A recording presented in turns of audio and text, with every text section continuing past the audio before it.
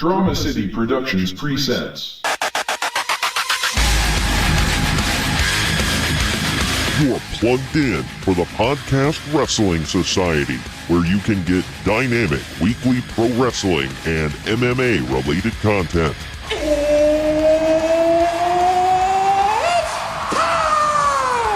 Give us a follow on Facebook, Twitter, and Instagram at PODWRES Society so that you can stay in the know. Faith is the place, and the sky's the limit. And if you like what you hear, give us a 5-star review and hit that subscribe button. Woo! Woo! Woo! Woo! Now, your host, he is the one and only Troy Adams. You are listening to the hottest fan-run pro wrestling and MMA podcast on the market. Thank you for joining the Podcast Wrestling Society. I am your loving leader, benevolent host, Midwest Monster, and the man who is currently in a legal battle with Booker T over the use of the letter T, Troy Adams. And rejoining the society here today, they're back. It's my fellow Misfits in action. They are the Lieutenant Loco and Private Stash to my huge erection. They are Greg and Ramon. What up, guys? It's great to be back. Oh, yeah. Drink us in, man. Drink it all in. Put it all in your mouth and drink it in. Swallow it. What the... TJ, one thing, though. Why do we have to be the Misfits in action? Why can't we be the Filthy Animals? Oh, yeah, because that's so much better. Loco? Ramon's way more Mexican than me. I didn't say who was who. The Chavo. I was going to say, I didn't say who was who. You're just, you're picking it right now. So the fact that you him first, so... Yeah, I mean, I guess, you could jump to that conclusion, but the fact that Greg instantly goes, well, I'm clearly Lieutenant Loco, tells me, All right. My gosh. We haven't done wrestling news in a couple of weeks. There was stuff going on in wrestling? I thought they took a break for last month. Oh, yeah. I know. There's been some big things, too. Quite a few people quit. Well, yeah. Well, on that later. Yeah, there is an actual story about, a certain somebody who, quote-unquote, quit, and yet, well, there's a story that just kind of blows that whole storyline right out of the water as soon as it gets going. But, oh, my gosh. On that later, dude. Yeah. Well, and you guys had some fun in the York City of New for SummerSlam weekend, or excuse me, the weekend of the Summerfest. I'm sure you guys enjoyed yourself. Yeah, it was amazing. It was awesome. My first SummerSlam. Oh, wow. My SummerSlam shirt. Well, how about that? Hey, you got your first SummerSlam, and I got my first WrestleMania all in the same year, so how about that? Awesome. Oh, yeah. Both with Greg, so, he's just... Oh, great. Both of our first times with Greg. Yeah. Sloppy seconds. Greg's first WrestleMania was with me, so I guess that all fits in together. Yeah, it's like it's a round robin of certain... Never mind, I'm not going there. But anyway... We're going to Canada. That's going to be fun. Oh, yeah. More on that later. We will... there's something about the... you heading to Canada and why. Yeah, they have a Simpsons episode based on that. And How I Met Your Mother. Yeah. Barney's like, I just got to the hospital and they didn't give me a bill. Those idiots. What the hell? Oh, man. All right. Well, just to let everybody know, if you are listening to us on one form of podcast, whatever, you can always listen to us on multiple platforms. We are on Whooshka, iTunes, Spotify, TuneIn, Stitcher, Google Play, which is our newest one, and YouTube, which I have fallen behind on because of my recent vacation, but I will try to get the archives up very soon. So listen to us on all forms and just tune us in, man. That's the second Chris Jericho reference we've got in less than 5 minutes. So, well, there'll be more. Don't worry about it. Oh, I'm sure there will. Yeah, you stupid idiot. My God. Well, especially when we bring up Canada, there will be definitely. He's from Winnipeg, you idiot. Oh my God. But yeah, so, and also, if you want to advertise with us, because we are the hottest running fan-run wrestling and MMA podcast out there, check us out, advertisecast.com/podcast wrestling society, and advertise with us, man. I was going to do another Chris Jericho reference, but that's too many. That's too many before the 10-minute mark. Or can you have too many Chris Jericho references? I guess that's the question. But the answer is no. Never. You don't know Ramon very well, do you? That was a dumb question. Or whatever. Oh, well, was his gamer tag Jerichoholic? Or I'm sorry, excuse me, Jerichoholic? That's true. You didn't have anything on him, even though I'm pretty sure Ramon would have spelled it right. Oh, I'm sure he would have. And was not I high on Jericho? Yeah, and then he wouldn't have argued about whether or not it's spelled correctly. I like how yeah. For all of you out there, there was a guy we used to talk to that his gamer tag on Xbox Live was, he thought it was Jerichoholic, it was Jericholic, and we called him out on it, and he tried telling us we didn't know what we were talking about. I'm like, dude, he was just an avid fan. Which, by the way, brings us into our next shilling of stuff. That is an actual shirt at redbubble.com/people/podrest society. It says, I don't know much about wrestling, I'm just an avid fan. There you go. It's funny that you worded just like that. Greg and I were out there a couple days ago, and some guy asked us if we were avid fans because he saw my Bailey bracelet. Oh my gosh. You're like, you should have been like, yeah, I only know a little bit about wrestling. I'm only an avid fan. Just have him looking so confused. Side note, by the way, this guy's like, I'm a huge Mark, and Roman's like, who's your favorite? Oh, Punk. You don't say. You're a Mark. You don't say. Yeah. Oh, man. My gosh. All right, we're going to take a quick timeout now to let you know about our swag. You can get over at redbubble.com/people/podrest society. That's PODWRES society. You can get t-shirts of all kinds, hoodies, tank tops, mugs, travel mugs, clocks, phone cases, tablet covers, stickers, and much more. If you want some kind of swag with the many different logos and graphics and whatnot that we got on the page, if you want something that's not offered, let me know. Facebook, Twitter, Instagram at Podrest Society, and I will get it up there for you. If you want some swag, we'll get it to you. That's redbubble.com/people/podrest society, PODWRES society, and you can get your own look, bro. Speaking of Punk, by the way, later on we will be talking about All In, and I saw the funniest thing related to We're going to talk about All In. Yeah. Well, Greg. No. Yes. Wow. I saw the funniest PSA on Facebook and some other wrestling pages people put out. They said, if you're going to be attending StarCast, All In, or any of the other festivities over the weekend, and obviously it's by the time this airs, it's all past. They said, please, it only takes a couple of minutes. Take a shower before attending an event. Because they were saying they were like, there's nothing worse than standing in line waiting to get an autograph behind some dude who hasn't showered in a week. Like, oh my god! I saw something similar to that on Twitter. It's like, what if a crazy turn of events, WWE's Evolution had everyone smelling like perfume instead of BO? What the hell? Well, because it's all women. Yeah.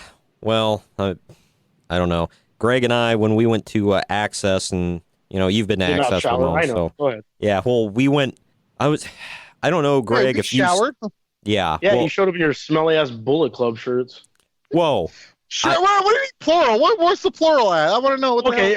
Either you showed up in different shirts or you shared the same shirt. Whatever. What the hell? No, I wore my Bullet Club shirt to Access, so I that's not really a defense. But screw you, you're wrong. And don't worry, he took some heat from the Revival for it. Oh, I did, and it made after Craig put it out. I got you. Yeah, but it made for the what the hell? But it made for one of the funniest moments of the whole vacation, so totally worth it. I got a picture of myself sweeting next to the Revival. Yep. So that's hey, that's worth 1,000 words right there. But either way, no, at Access, I didn't smell it as much because it was more open. But when you're in WrestleCon, it's very crammed in and everything. Mother of God, the amount of people who clearly haven't showered since they landed in New Orleans was just remarkable. We saw one guy literally carrying his luggage around, so I think he landed and went straight there. And I don't understand why he was carrying the luggage, because he looked like he's been wearing the same, like he wore the same outfit like the whole time he was there. And I'm like, so you packed one pair of clothes and like that's it. Why the luggage? To carry You your know what's in merch? luggage, right? What? Just stuff to get signed. Yeah, you're probably It's like right on. like a Glacier toy and a Dink the Clown My action God. figure. Oh my God. And one more thing on this real quick before we get off of it, Ramon. Yes, the look, bro. Of said. course. Oh, said. hardcore. Yeah. He was taller. He was taller than Greg, and Greg's not a short man. And Holy crap, that's really tall. Yeah, he was a large dude. Yeah, he's taller than Greg, and I don't know. I'd say he weighs like more than you and I combined. So You think he was high above his head? Yep. he was he was like Pigpen from Peanuts, all grown up. But A cloud of workism everywhere. oh my God. Oh. Yeah, basically. Books next year at WrestleCon in New York. Please book somewhere that has windows. It's in Times Square, so Oh man. I don't know where. It has windows. That, but yeah, right. Nah, not many places there do, man. So I don't know. You're probably going to be screwed again. Like, when we went to that comic shop, it was pretty stuffy in there. But, yeah. But anyway, let's, enough talking about sweaty, smelly marks. Let's, get on to... Yeah, talk about big wrestlers. Oh, hell yeah. Talk about big, sweaty men that are in the ring, not out of it. And let's start off with some, WWE news, bros. Not sure if you guys are able to hear the sounders. I did. I thought that was you having a stroke. What the hell? No, that is our new sounders we play every time we go into a new section of the news, bro. So, oh wait, no, That's sorry, like too Jerry early. Springer when two prostitutes are about to beat the hell out of each other. Missing 7 teeth. Oh well, man, you just mentioned like the favorite thing of or viewing habits of Vinny Ruru from. And the future stars of HCW are on that show. So, Well, hell And yeah. their future booker, apparently. Oh well, yeah. Things are gonna Let's be get on off polls, that. bro. Bro, I didn't even know what the homeless was, bro. When he died, I cried, bro. All right, wow. let's just get into this. Dang. Apparently, Goldberg did an interview where he says the WWE Hall of Fame ceremony needs to be changed. He was on Inside the Ropes with Kenny McIntosh of what? Kenny McIntosh? He's sitting behind us at Raw. yeah. No, it was SummerSlam. Yeah. SummerSlam. Oh, awesome, nice. Yeah, I always wanted to meet. I would have never spotted him. Everyone pointed him out. Yeah, I love What Culture. Shout out to What Culture Pro Wrestling. Yeah, But, he's worked for What Culture in like 2 years. But yeah, go What Culture. Yeah, I know. Now it's all They're about on, like, cultaholics. But still. Let's Yeah, not talk about other wrestling people that talk about wrestling. Screw them. Yeah. Yeah, Listen right. to us. But Yeah, just like, But I guess Goldberg was on Inside the Ropes, and he said, this is a quote, he said, "First and foremost, I went to Vince, and I told him my impression of the Hall of Fame and what should happen, what happened the night before, and I don't think it's a justice to the people being inducted. I don't think it's justice to the fans that sit there for 4 hours. I think it needs to be changed completely right up on its head. I don't care what anybody says, and I don't care if the person that puts it together thinks I'm full of expletive. It needs to be changed because it sucks. I don't care about what other people say or how they did it. I'm telling you from my experience as a headliner in 2018 in the Hall of Fame, it needs to be changed." I will say it's kind of a haul. You have I a enjoyed my suggestion? time, but I don't know. Well, the thing is, I think he also might have said that because by the time he, being the headliner, came out, half of the wrestling audience, like the wrestlers in the audience, were gone. Like, you remember that? Like, he tried calling out Roman. Roman wasn't there. I'm like, wow. All the women were gone. Just like, he's basically speaking to, like, a half-full audience here. I'm kind of with them. I've sat through, I don't know, 6 of these. Dang. And there are parts that it does kind of drag until you get to, like, a I speech or the headliner, like, who you're really there for, like Kurt Angle or whatever. Right. I will agree, but I thought that 2013, the entire thing was great. That's still the best class so far. Whatever. And I was into every speech, basically. What was the one with Mr. T? Was that 2015? No, we were at 15. Okay. No, I think it was 14. Okay. That one, Mother of God, if I had to sit through that, I would have put my head through the wall. Like, holy hell, that was bad. Like this year with you guys, I mean, all due respect, but Hillbilly Jim just rambled for like an hour. Yeah, and reminded us that he's a good old Kentucky boy like 5,000 times. And that he got lucky to even be where he was at and stuff. Yeah, I know. I'm like, we get it. So, Kiss Hulk Hogan's ass. I don't know. Yeah, he did kiss Hogan's ass a lot. I don't know if Goldberg has a suggestion on what to do. Maybe He didn't more give like, one. Yeah, see, like that's the thing. Like, Bruce Pritchard had talked about this before, not to name drop him again, but he talked about, and this goes in any situation. He's like, don't just say that sucks and it needs to be changed. He's like, if you're going to say that sucks, we should do it this way. Don't just leave it open-ended like that sucks. And they're like, well, you got a better idea? Well, no, but it sucks. Like, so what? Just keep your mouth shut. I mean, if he has suggestions, cool, but what are you going to do? You going to play music and play him off the stage like at the Oscars or something? Which, I mean, I wouldn't be totally against, but dang. Like, the way I see it, though, like, this is a lot of these guys and women, this is their last shot. Last time on WWE TV, really. Yeah. Because, like... Exception being Goldberg, which is funny. Yeah, I know. Goldberg, we'll see. That's why he's the exception. He's the one saying this. Yeah, but we're not going to see, like, the Bushwhackers or, Rock and Roll Express or something. We're not really going to see these guys anymore. And remember, if you don't see the Bushwhackers in public, by the way, don't shake their hands. They don't wash after the bath. Anyways. Yeah, you said one of them, who was at WrestleCon, took a dump and didn't wash his hands. Who does that? Them? Or, oh my I think gosh. it was Butch. Butch, wasn't it? But, yeah. Well, yeah, you got a good point, though. I mean, that this is their last hurrah. I mean... Like, even the Dudleys, like, Devon said, this is the last time that the Dudleys will be the Dudleys. Like, Devon's doing his you can production pick some thing. that might have another match, but a person like Hillbilly Jim is probably never coming back. So, yeah. Right. So, I mean, if you want to, like, him rambling for an hour is going to be the last time he's get a chance to be on WWE TV. So I wouldn't really want to take that away from them. But, it is a long time sitting there. Well, okay, and there's the other thing, too. It's no longer, like, needs to be edited or nothing. It airs on the network. It is, like, you can air for however long. That's the thing. So that adds to it. Well, see, when it originally happened it was Friday this year, right? Yeah. Yeah. I missed it live. I ended up watching it on delay on the network. And I kind of fast-forwarded part of it because, I mean, I didn't have to sit there and watch all of it. Right. So, unlike you guys, I didn't sit there for the 4 hours. I fast-forwarded and I watched who I wanted to see, like Goldberg and stuff. So, like, you could change it, sure, but at the same time, you could just watch it when you want to watch it and watch who you want to watch. Yeah.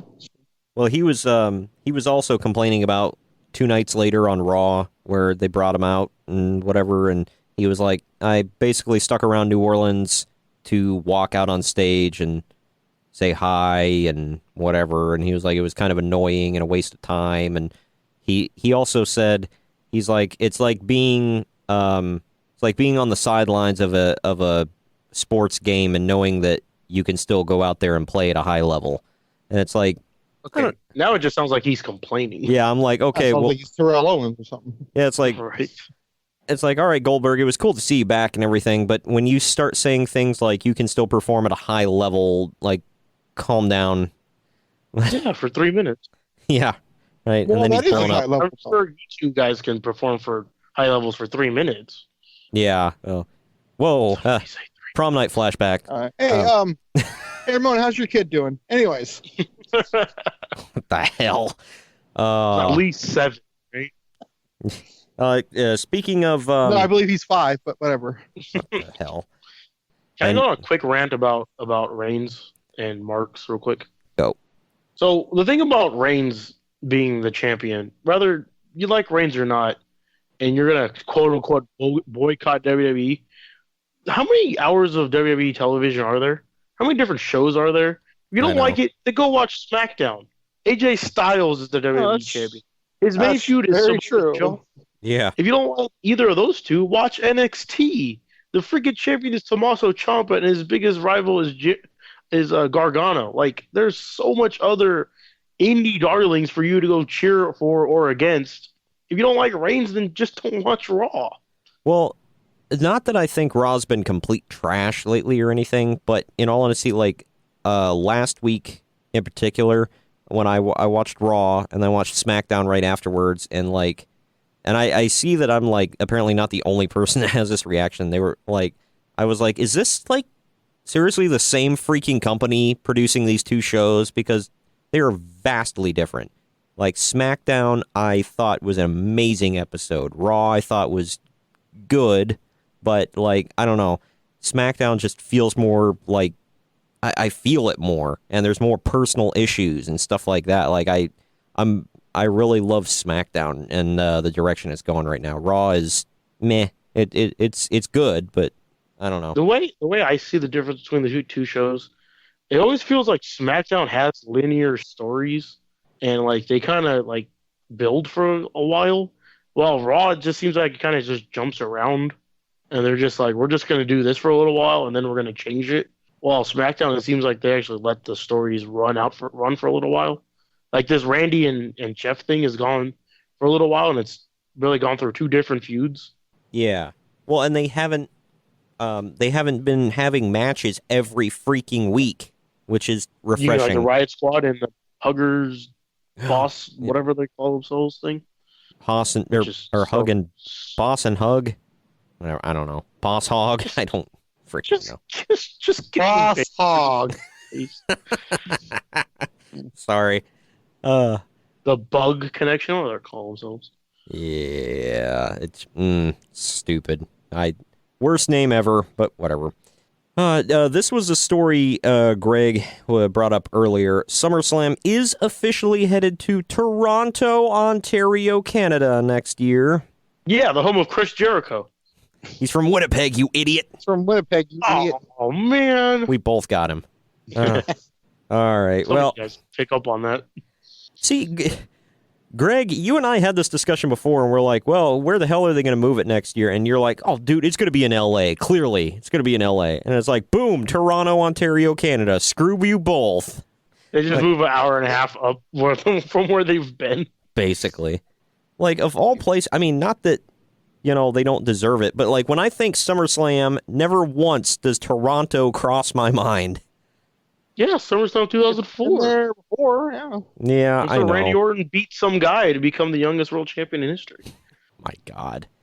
Well, Well, and you know, Edge got booed out of his own hometown. yeah, he should have refused to do the job there because, you know, he doesn't want a job in front of his home crowd. That might make him look weak. Did you ever hear? God, I hope your brother doesn't listen to this. Did you ever I doubt it. you ever hear Also, he wasn't from Montreal. that? Yeah.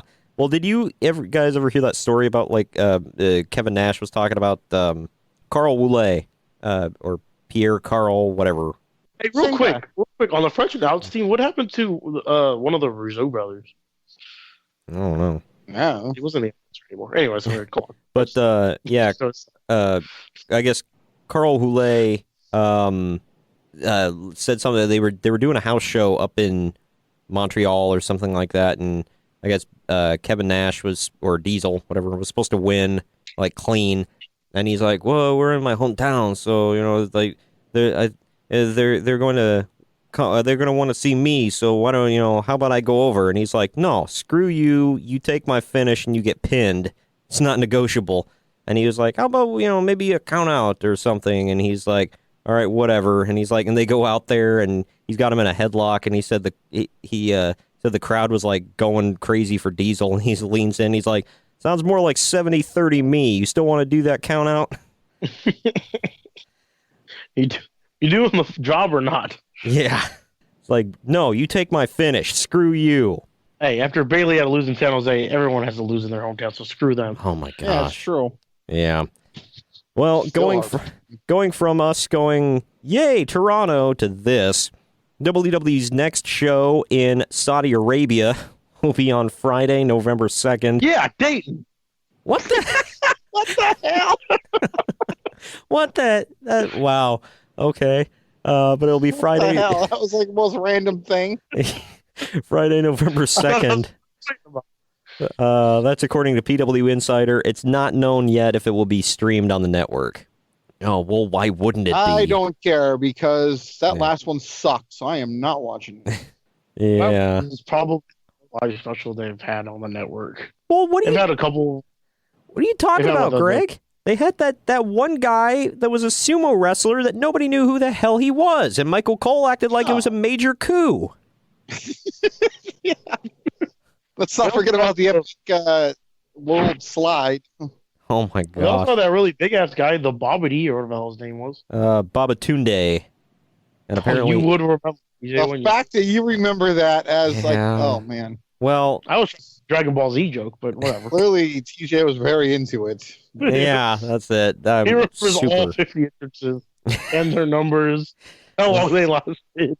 Yeah, well, This is the greatest moment of wrestling history. For Ty TJ Dellinger was right number there. 10 again. I don't know. But, well, they had that one dude, the big bald dude who, I can't even remember what the hell his name is. He was like, The guy that came out and eliminated the Bobbity or whatever. yeah, he was the big, tall, bald dude, Nathan almost Jones. looked like Nathan Jones. Yeah. Baba Gadoosh. What the hell? You made it worse. Flying Bobby Gadouches. The hell? Hey, you look at booking those guys, right? What do you mean, me? No, you know who booked those guys, right? No. Stevie Richards. Wait, what? Greg, you get me, right? Yeah, he was the general manager of Heat. Yeah, Stevie Night Heat. Oh my gosh. They're so lost right now. Man, I must Hey, not talk have about watched. HCW. That'll get him back. The original Bob Gadouche. And What? then we brought that back. The original Bob Gadouche. The hell. Remember the original ones? Well, while we're Was going Bobby over, It was rude, yeah. well, we're going over international shows here. Let's go over what's been solidified so far for Super Showdown in Australia. The newest one, I guess. Cedric Alexander will defend the cruiserweight title against, guess who? Buddy Murphy. Like, Buddy no. Murphy deserves it, man. It was carrying that crappy ass brand. Well, yeah, I'm not saying he doesn't deserve it, but it's like, oh, go figure. He gets his he title has shot. enough in life, okay? Yeah, I agree. But think of it, it's like, oh, where are you going to get your title shot? Oh, in front of your hometown crowd. By the way, you're doing the job, kid, so good luck. You know what? You know what? I was thinking we're still talking about Saudi Arabia. I was like, what do you mean his hometown? Oh, my God. No. Australia. Super Showdown. Wow. My God.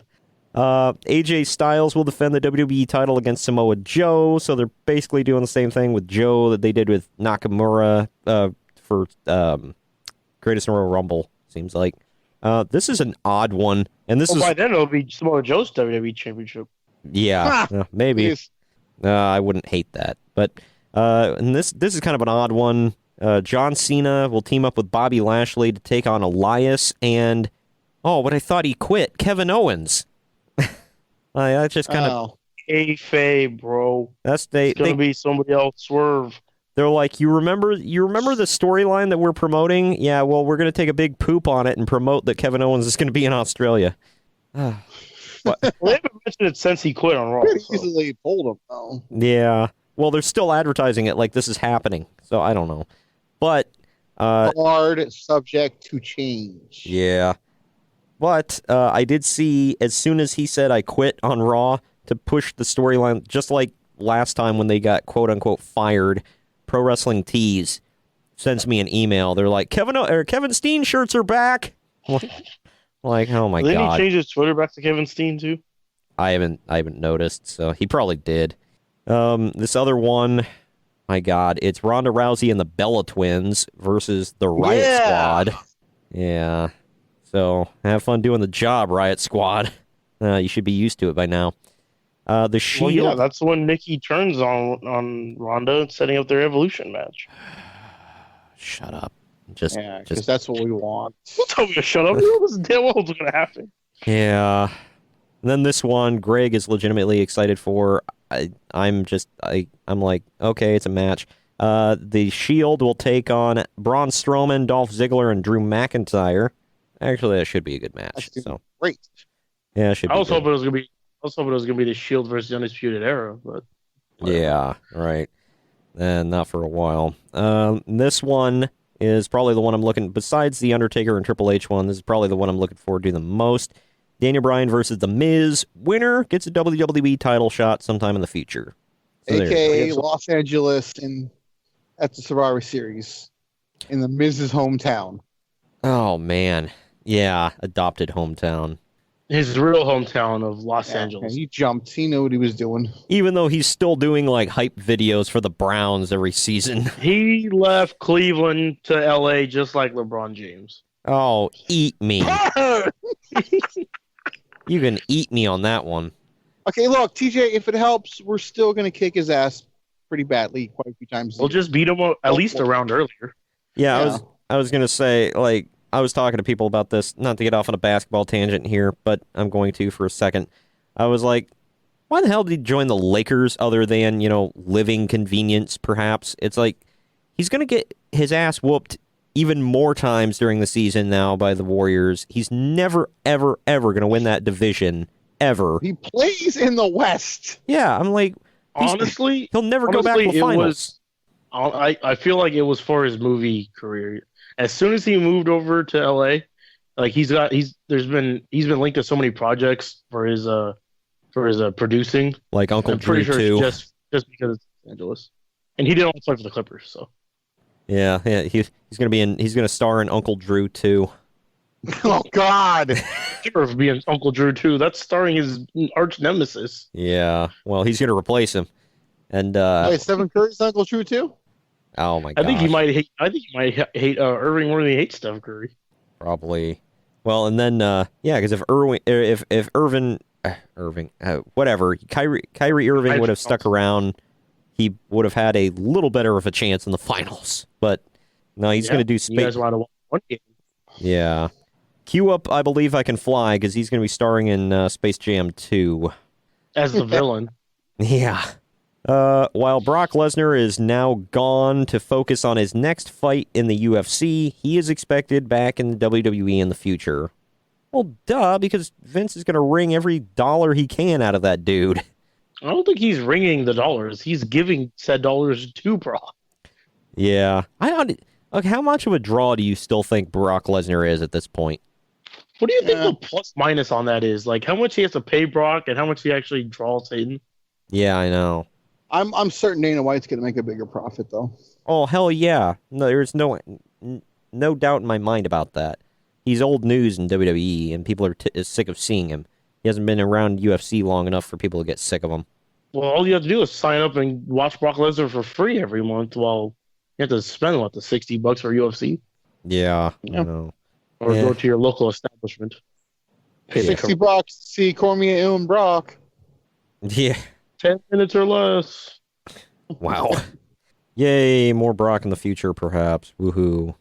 WWE is negotiating with The Rock on SmackDown 1000, according to Barn Burner's Fired Up podcast, and they are, quote, very, very close to getting him booked for the October 16th show.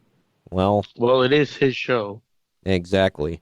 So, there you go. He's sitting in Washington, so I think they can get Batista maybe, too. Oh, that'd be cool. I wonder if he'll come out and grab the mic. Since they're live now, he'll go on a diatribe about how Disney needs to rehire James Gunn. Oh, Can I take a moment to be serious, please? Okay, Lance Disney Storm. needs to rehire James Gunn. Thank you. Yeah. Oh my gosh. Well, at least it's not in Dayton again. So Yeah, Dayton. saw that coming. You can get a T-shirt, by the way, that says "Yeah, Dayton," and above it says "A Dayton with Destiny" in the WrestleMania font. That is available. I gotta get. It's coming soon, My gosh, yeah. We'll get it before the actual show from HCW. It'll be almost as big as Triple Mania. My gosh, we will get to that. Oh, will we? Yeah. Oh, I hope so. Heads up, by the way, this podcast may be a little long, but you know what? We haven't talked in a while. We haven't covered stuff in a while, so sit back and enjoy it. You know, take a couple sessions to listen to it, or listen to it while you're playing the new Fire Pro Wrestling Fire Pro Wrestling World game that Greg just which is purchased. Currently updating right now for me. I'm about to start it up whenever it's done updating. Nice. According to that same Barn Burners Fired Up podcast, Kevin Owens could be a Paul Heyman guy when he's brought back to TV. Oh, man. There's also talk of... Yeah, because Owens needs Heyman.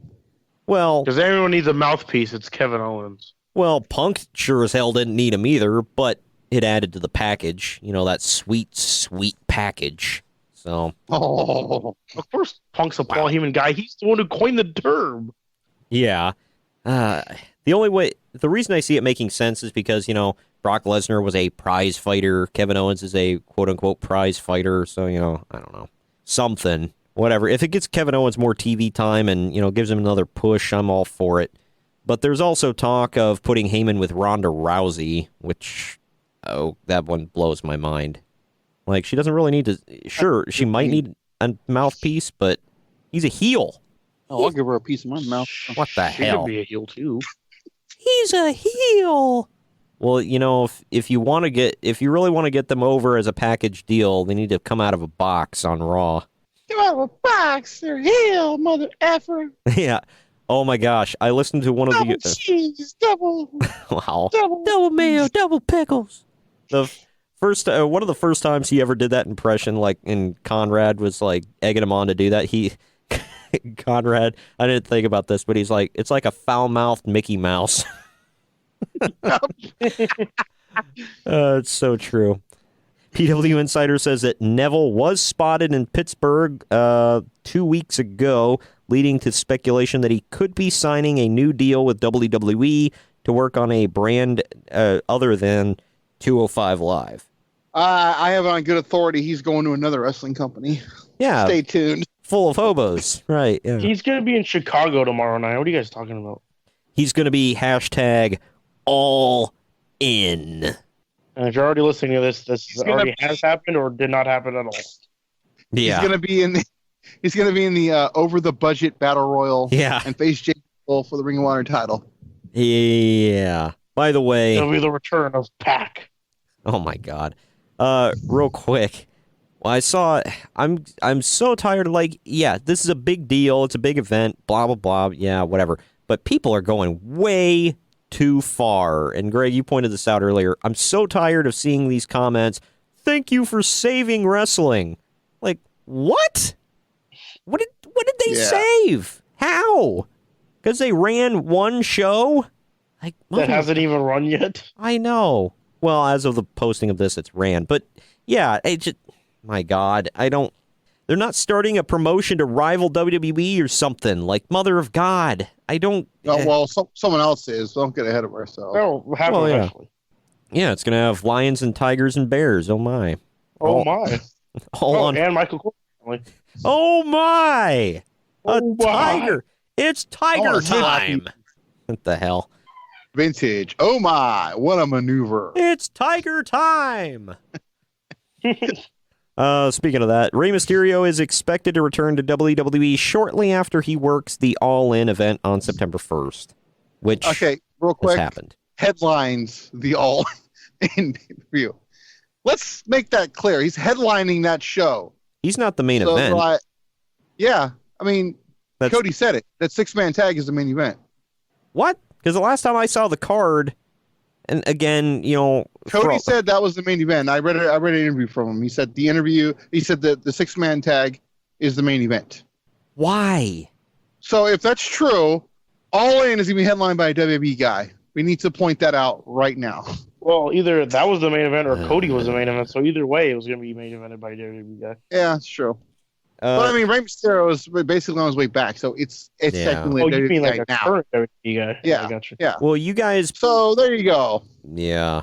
Well, you guys both know. I mean, I'm kind of a Cody mark. I'm not like his biggest fan of all time. No. Yeah. No, really? you don't say. I'm nowhere. Holy crap. I thought I was a Cody fan, but like apparently I'm just a fan of his. Like, there are people that like just an avid fan. Wow. A lot of like the amount of people that suck up to him is just astounding. But moving on off of that, going back to WWE here, there continues to be speculation that Natalya versus Ronda Rousey is planned for a future program, likely sooner rather than later.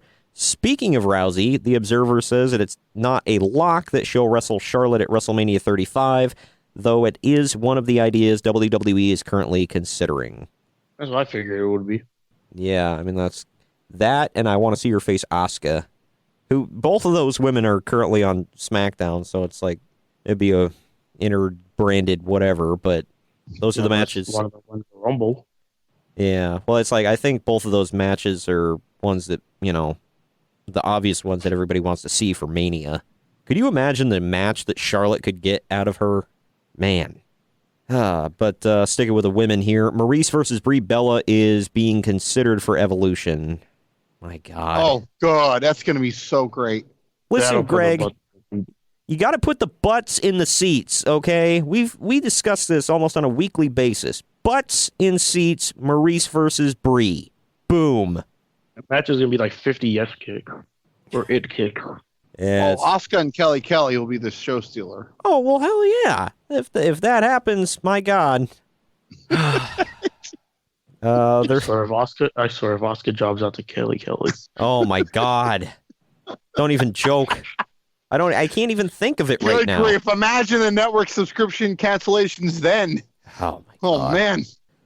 There's lots of talk that WWE has been reaching out to AJ Lee about a return for Evolution, and the former Divas champ is apparently being open to the idea.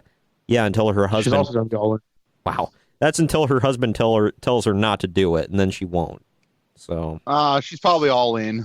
Oh, this whole litigation I have against them? Yeah, it might not be the best idea.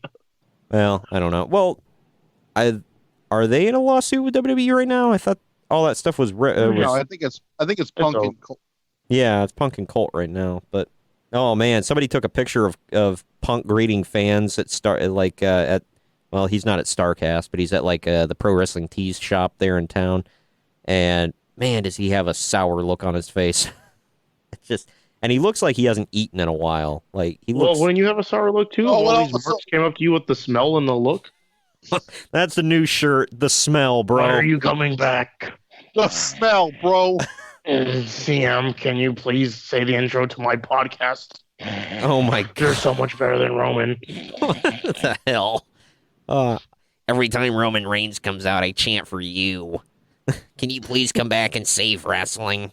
I've said your name more than I say my own parents' name. I only masturbate to pictures of you. Hashtag Punk was right. What the hell? Hashtag doofus son-in-law. Holy hell.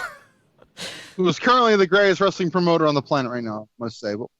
He's doing pretty well for it. Well, all the sweaty marks would disagree with you and say it's Cody and the Bucks, but whatever. Because they've run one show, Greg. They know things, and I'm not trying to downplay it, but come on. It's true. Matt Hardy and Jason Jordan, pending their injuries, are apparently being taught how to be producers for WWE. Damn. Oh, you're really shocked about that. I told Ramon this one. I never wanted Jordan to be gone. Yeah. I just wanted that to stop. Yeah, I know. I really think he's talented. That sucks.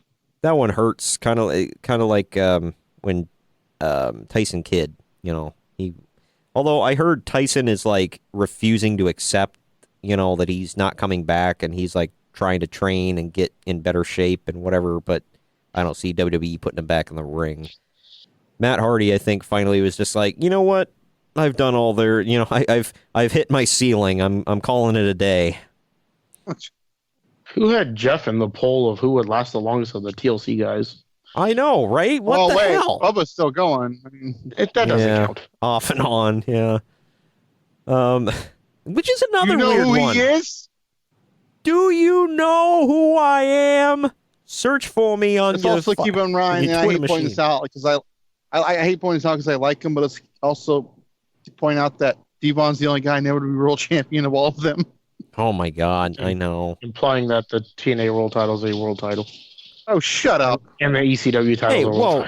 titles. Just to be clear, Christian has never been TNA champion. He's a 2-time NWA champion, which I don't know if is any better, but it has a better lineage. What was the point you're trying to make? It has a better lineage. There you go. Boom. I don't know. What is it now, TJ? Being defended at All In. There you go. Yeah. Why is that the second Barico reference we got in today? My God. I don't know. That's just. We need to re-examine the whole podcast now. I know. Welcome to the Chris Jericho Hour. What the hell? Quick, NXT. person. What? NXT UK competitors Travis Banks and Sam Gradwell are dealing with injuries and awaiting. Who? I don't know who the second one is. Travis Banks is that. I know who Travis Banks is. Yeah, I was just kidding. But Yeah, I don't remember Sam Gradwell. I'd have to go back and watch. But they're dealing with injuries and awaiting word on when they can return to the ring or next steps in treatment. From what I heard. okay, it's like, is that like a thing? Like everyone's getting hurt right now? Or Tony Storm's down here tripled? No, from what I heard, they said Tony Storm, like, she's hurt, but they said she's just hurt, not necessarily injured. So they said she'll probably be back here before long. Oh, well, it's a relief. Did you? I wonder if her injury led to spoilers, I guess, Rhea Ripley winning that thing, or was Tony Storm going to win, or I don't know. I wonder how that went down. I don't know, man. When they drop, they drop. The last story I got here, just a couple of the brand new characters they have revealed for WWE 2K19. Velveteen Dream, it's all that matters. Oh yeah, they got quite a few. What do you mean that's all that matters? They've got Adam Cole, baby. He's in the game. Average Cole. Okay. Oh, screw you. Were you watching that match he had with Ricochet? That was amazing. I was watching Ricochet, yes. That was Adam Cole freaking super kicked the hell out of him out of midair. Adam Cole did. He's probably my favorite dude on the NXT roster right now. Like, just not even my favorite dude of his own group. Wow, you're lame. Roderick Strong. Yeah, Roderick Strong's probably number 2 for me. But anyway, it's Adam Cole, Angelo Dawkins, Bianca Belair, Bobby Fish, Drew McIntyre is returning to the games, Elias, which I know Greg is super happy about. Oh yeah. Johnny Gargano, Kairi Sane, Kyle O'Reilly, Lana is apparently going to be a playable character. Liv Morgan, she's new to the game, isn't she? Mm-hmm.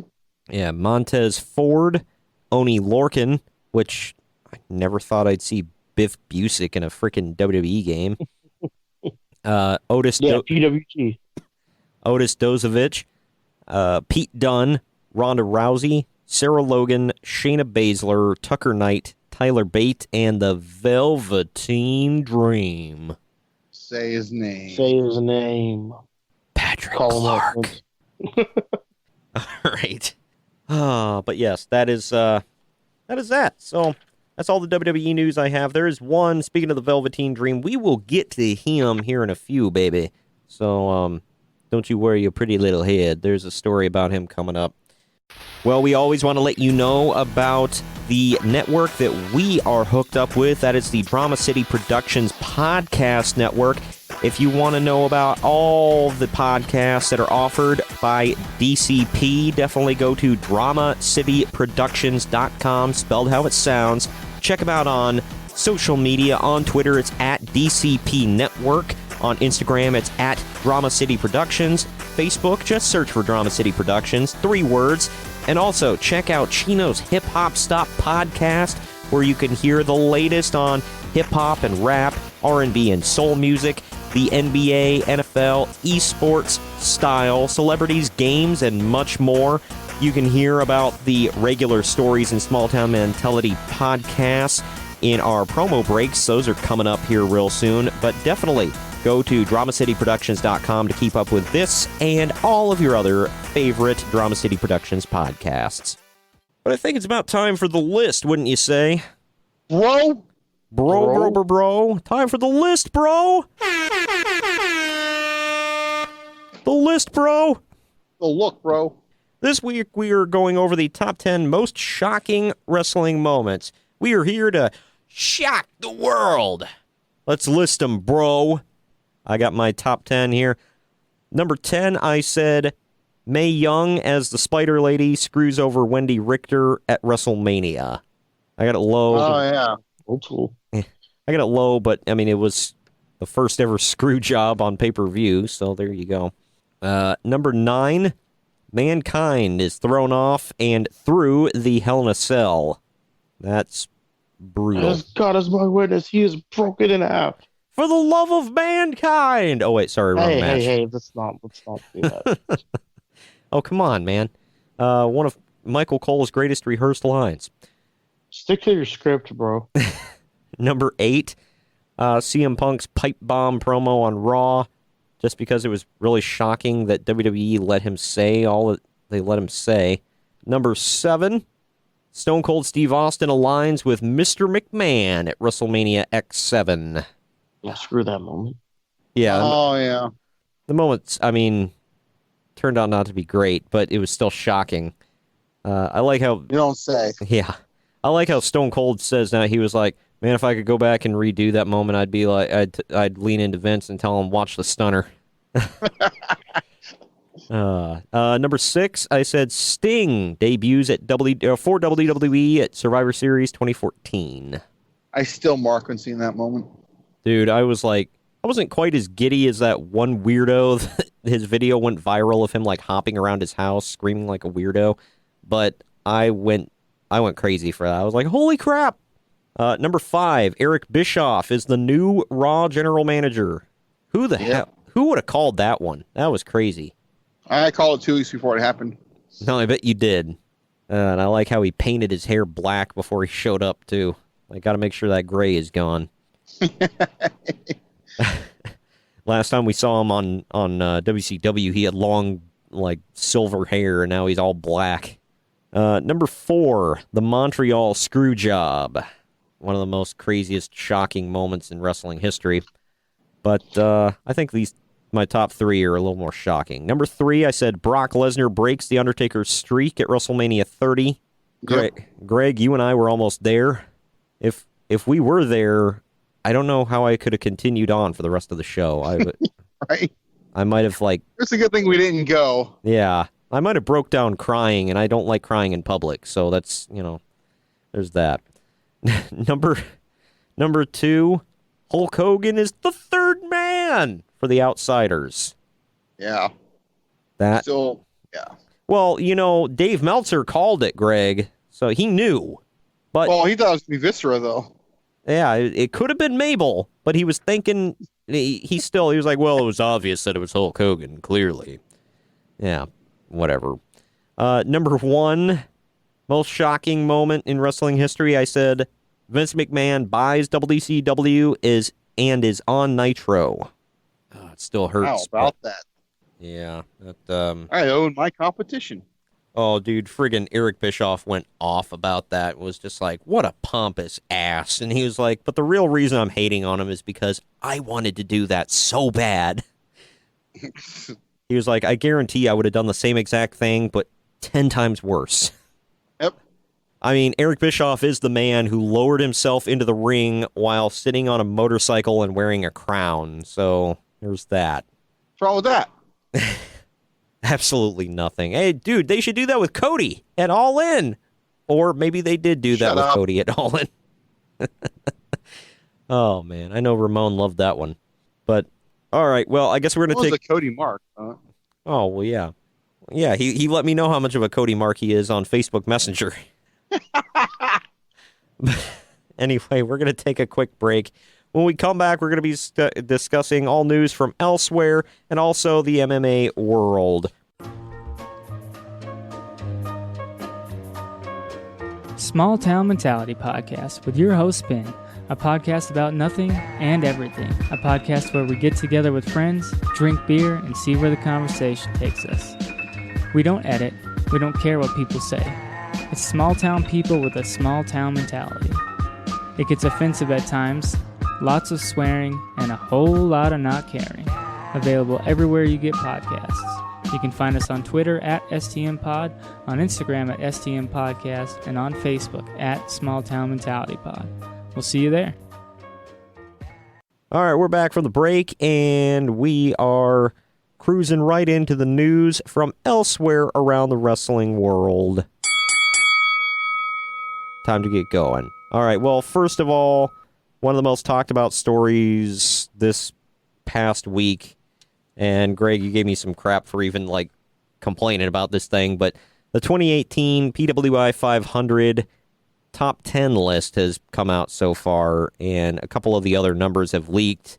I think, Ramon, I told you, I think... Joey Ryan. Yeah, Joey Ryan's... He's 120? Yeah. That's what you told me. Okay, yeah. The only reason I know that is because he tweeted it, so I'm like, okay, whatever. 119 more to go. Yeah.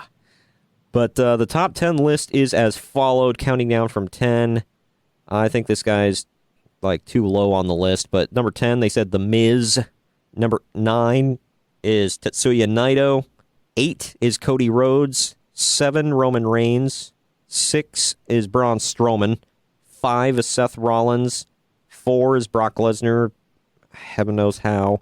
3 is Kazuchika Okada. 2 is AJ Styles. And number 1, of course, is Kenny Omega. What do you mean, of course? Because everybody puts him as number 1. I'm not saying he is. I don't believe he should be there. I'm just saying. I actually am a little shocked that PWI did that, though, because they usually heavily lean towards WWE. So I figured Styles would be number 1, Omega number 2. But they're trying to sell magazines. I guess so. Subscriptions to their website, bro. They're trying to get dorks like us to talk about it. I guess so. Well, hey, it's working. Why do I gotta be a dork? You're always a dork. But yeah, so that's the top 10 for the PWI 500. I just always find this stuff interesting. So, well, when they drop the year-end awards for the Wrestling Observer newsletter, we'll talk about those and complain about them too. Anyway, Impact Redefined, which is apparently one of their TV pay-per-view thing, whatever's, featured 2 title matches with Tessa Blanchard winning the Knockouts Championship in a triple threat match against Su Yung and Allie, and Brian Cage retained the X Division title against Phoenix. There was also an angle where Moose turned heel on Eddie Edwards during the main event and aligned with Austin Aries and Killer Cross. The show averaged 225,000 viewers on Pop TV. That's up from last week's 212,000 viewers, but it's still the 4th lowest audience Impact has drawn this year. I feel like you're just saying words and trying to make sentences, because I don't know what the hell you were just talking about. I heard Moose, Austin Aries, and Eddie Edwards. Yeah. And Tessa Blanchard. Oh, I always hear that. Be Still My Beating Heart. Yeah, Tessa Blanchard. But, yeah, she's the new Knockouts champ. Brian Cage is still the... Are they really still calling their women's wrestlers Knockouts? Yep. Mm-hmm. Women's Knockout Champion. Well, apparently the old belt actually used to say Women's Champion. Now it just says Knockouts Champion. So, yep. 2 steps forward, 1 step back. Basically. Women's Evolution, people. There you go. Also, last story I got from Impact here. Impact Wrestling will hold September TV tapings in Mexico City. Wow, so they're going from north of the border to south of the border. Yeesh. All right. They're coming here. Bay Area. Yeah. Are they doing I think we'll probably be there. They recording a couple matches there? Yep. Nice. Couple of bingo halls. Have fun with that. But anyway, Jeff Jarrett is suing Anthem Sports over the usage of GFW amped footage. Oh, man. Yeah. Probably needs it for more alcohol. That's so messed up. And here's the story I alluded to earlier. NXT's Velveteen Dream will be wrestling at Evolve 112 at MCW Arena in Joppa, Maryland on September 7th. You just made that up. I'm starting to think I did too. And Evolve 113 at La Boom in Queens, New York on September 8th. You made that part up too. Is there a better place for Velveteen Dream to wrestle than a place called La Boom? In Queens? Right. The Velveteen Queen. In the common part of Queens. Oh my gosh. By the way, I know obviously Dream's airbrush tights trended, saying saying call me up Vince, whatever. But I mean, you guys could tell he was doing the Macho King thing, right? Pretty much. That vest he wore was the same exact pattern that the Macho King wore on his attire. I have a toy of him wearing that actually, but took me a minute. I was like, oh crap, he's Macho King, and he had the crown on, so I kind of gave it away. Last story. Try to hide it. Yeah, last wrestling related story here before we get into some comedy. Access TV will air New Japan Pro Wrestling's Fighting Spirit Unleashed on delay. It comes from Long Beach, California on September 30th. Weird, because they've been airing those live. Yeah, apparently. Yeah, I know. That's it's weird, but apparently they decided they're going to take this one on delay. They said they haven't quite set a date for it yet, I think. Maybe because the New Japan shows go like 5 hours and they need to edit it down and make sure Barnett's not out there dropping F-bomb. That too. You done effed up, kid. I don't know. Well, actually, Access TV doesn't air it live. I forgot. They always air it on delay, but it's always live on pay-per-view, so. No. Access TV aired the California show live. Oh, yeah, that's right. They did. I forgot about that one. Well, and the one before that, the last one. Yeah, you're right. I completely forgot about those. But yeah, so this one will not be live. So there's that. I guess I better tell you about our latest affiliation. We are very excited to be hooked up with WrestlingWithWrestling.com. On the website, you can get your latest wrestling news from all across the world in WWE, Impact, New Japan, Ring of Honor, the Indies. You can listen to interviews with wrestlers like Brian Cage and Joe Hendry from Impact Wrestling, among many others. You can see international wrestling videos, and of course, you can listen to podcasts like this one right here. Also, the Triple Threat podcast with the franchise Shane Douglas, former ECW champ, baby, and the WWE main event Curtain Jerkin with friend of the show, Jacob Grandi. Definitely go to WrestlingWithWrestling.com. You won't regret it. Well, let's cover the MMA news here real quick before we get into the little bit of comedy that I wanted to go over. I thought this whole show was comedy. Well, yeah, but this is a little more. It's not news per se, but it kind of is because it's current, and we talk about current events and stuff like that. So we'll get to that here in a minute. But real quick with the MMA, I guess women's featherweight champion Chris Cyborg Justino will face women's bantamweight champion Amanda Nunes at UFC 232 in Las Vegas on December 29th, the promotion's final show of the calendar year. I'm amped for that fight. You guys going? No, it's in Vegas. I thought it was close to you guys. You said something about like a train ride or something like that, or have That's like 10 hours, 10-hour drive. Holy hell! Well, never mind then. All right. Well, if I'm trekking to Vegas for a UFC fight, it's Conor McGregor. Oh, there you go. And that ain't gonna happen. Speaking of Conor, well, it's not him, but it's his card. Tony Ferguson will return to face Anthony Pettis at UFC 229, Khabib versus McGregor. Man, that's going to be a sick fight. It's going to be a sick card, man. Just those two fights alone. I know. You hear this one? Filthy Tom Lawler released by UFC. And he's going to be in pro wrestling, so yeah. Oh, really? Is he all in? I don't know if you remember, TJ, he's the guy that did the Shockmaster entrance when coming to his weigh-in that one day. Yeah. There was like a montage of him coming into weigh-ins doing different wrestling gimmicks. Yeah, he belongs in wrestling, so that's awesome. Hopefully he transitions well. Nate Diaz says that he's focusing on his return after being cleared of domestic violence charges.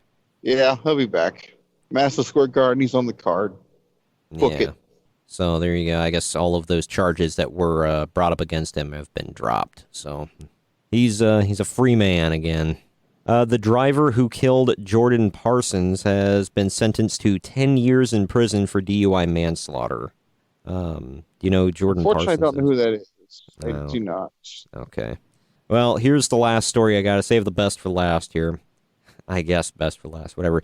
Chuck Liddell versus Tito Ortiz 3 has an official date and venue. The trilogy fight between the two UFC Hall of Famers is slated to take place November 24th at the Forum in Inglewood, California, under the banner of Oscar de la Hoya's Golden Boy Promotions. Yeah. It's a freak show like De La Hoya's. Yeah. Man, those two are just going to come out and hit each other with their walkers. In case, on the off chance that either one of them hear that comment, I'm joking. I totally apologize. I love you both. Don't kill me. But, yeah. God, Chuck's old, dude. Tito might still be able to do something to you. Chuck got knocked out by a guy with one arm, okay? I don't care. Like, legit. Like Franklin had a broken arm and knocked him out with one fist. Okay? Well, the man's nickname is the Iceman, and he has a mohawk, so therefore he's already tougher than I am. 15 years ago, he would be able to kill you, but hell no. He could still kill me. I'm just saying. But I am. But he'd have to curb stomp you. How is this not a Bellator? I know. How would, like, what? I thought Bellator was a freak show. Yeah, they usually book the old men fights. What the hell? Old men fights. Crazy versus Shamrock. Who's the dude that promotes Bellator? Is it still that Dana White lookalike? No, Scott Coker. Oh, okay. That guy's gone. Oh, okay. Well, Scott Coker, he needs to come out and, like, he needs to go up to De La Hoya and be like, "Look, man, you're impeding on my territory. All right, I book the geezers. You don't understand. All right." Wasn't De La Hoya talking about coming out of retirement for boxing? It's probably like gets in his heartstrings. Oh my gosh. Yeah, he needs to stay retired. Yeah. All right. Well, now to the comedy / current events. I tease for all of you real quick right before we go on to Ramon's list, bro. For all of you who don't know, AAA's Triple Mania 26 happened recently. For the second year in a row, they streamed it live on Twitch. But you know, last year I didn't hear any complaints from anybody about how terrible it is. This year, people couldn't stop talking about how terrible it was. And I'm not just talking about the match quality, which was also terrible, but just everything. You don't talk about old geezers. Yeah, well, the video pointing all this stuff out is thanks to Jar Dev. So if you look up JAR space DEV on YouTube, he's got the video. So credit to him. But just hitting some of the highlights here. Ramon, did you watch that whole video? I did. Okay. It was like a car wreck and you just couldn't look away. I know. I sat there watching the whole thing. I was like, I'm not going to watch this whole thing. And then I did. Exactly how I felt. Right? But let's just start off with some of the commentary here. Vampiro, who is the worst color commentator of all time, was on color commentary. And he was off the mic for most of the show, shaking hands with people in the crowd. Just like saying, or yelling at production, one or the other. Yeah. That was great. And then he, quote, explained the rules of a ladder match in Mexico, which are the same rules as they are in America. No difference whatsoever. And talk crap about American ladder matches. Yeah, he was like, well, here in Mexico, you have to climb and grab a prize. Like, that's what it is in America. He also, quote, explained the rules of a Mexican luchador, a Mexican lumberjack match, which same rules, except he completely blew apart kayfabe. Because he was like, well, here, the heels aren't just going to attack the baby faces. No, everybody attacks everybody. I'm like, kayfabe? Kayfabe. But he sure have said heels, too. I know. He also frequently called out the rest of the wrestling industry. He did it multiple times for being weaker in their in-ring style, talking about their weak punches and stuff like that. It was fake punches to do their squats. I know. This was, by the way, after a dude who tried to go for some huge high spot off the rope and he slipped, so he went back into the A position and tried it again. Oh my My favorite one is the one with the ladder and like Oh my the God. ladder falls. Like he gets back up and lays on the ladder. Yeah, he didn't even hit him. He just like love tapped him, and he's like, "Oh, I'm out. Do your spot now." Like the referees were too lazy to count a pinfall anytime that wasn't the finish. I know. Yeah, I'll get to the refs, but yeah, when the commentators were supposed to be on camera talking, the camera focused only on the Mexican commentators, and Matt Hugo Stryker. Savinovich. Say what? It was Hugo Savinovich, former WWE's Spanish announcer. You talking that really huge dude? Mm-hmm. He's the Yeah. one who takes the chair shot at WrestleMania 19 by a Vince. Nice. I thought I recognized. I was like, I think he's the dude from WWE. But yeah, yeah. So like Matt Stryker has to resort to looking like a creeper, like talking to the camera over their shoulder. It was. So He's smiling at the camera, like, "Look, I'm here, guys." Yeah, that was another part. Matt Stryker's like playing to the camera for this really long, awkward pause where he has nothing to say, and Vampiro's insulting him for it. And one of his insults, he says, "You're probably one of those kids from the Me Too movement." Oh, God. Oh yeah. Oh my god. He does say that. Oh man, Vampiro drops multiple F-bombs and is eating while on commentary. I'll get to the part when Conan is calling him out. Oh yeah, that's coming up here real soon. The referee thing, like you were talking about, referees either stop their counts early because someone missed their spot where they were supposed to break up the pinfall, or they just didn't count at all, making it completely obvious that they knew the finish. Ah, man. As we said, blown spots were repeated multiple times. Super choreographed bullcrap. Here's my favorite part of the whole show. Jeff Jarrett, Conan, and a bunch of Impact and Global Force guys came out. By the way, Jeff Jarrett had the Global Force Wrestling logo on his trunks. So, yeah. Product placement. Yeah, right. But they came out and they called out Vampiro, and it went on forever. And Vampiro stands up looking hella nervous. And then he's, for like, it had to have been like 15 minutes. He was shouting, cussing, and literally begging for the production to play his music. He went on and on for them to play his music, when all he had to do was walk 5 feet and he was in the ring. Meanwhile, Matt Stryker's trying to like explain all this. He's like, well, the music lets the crowd really get into it and whatever. And Vampiro's a professional, so he won't go until his cue hits or whatever. I'm like, Vampiro is literally the opposite of what a professional is, but okay.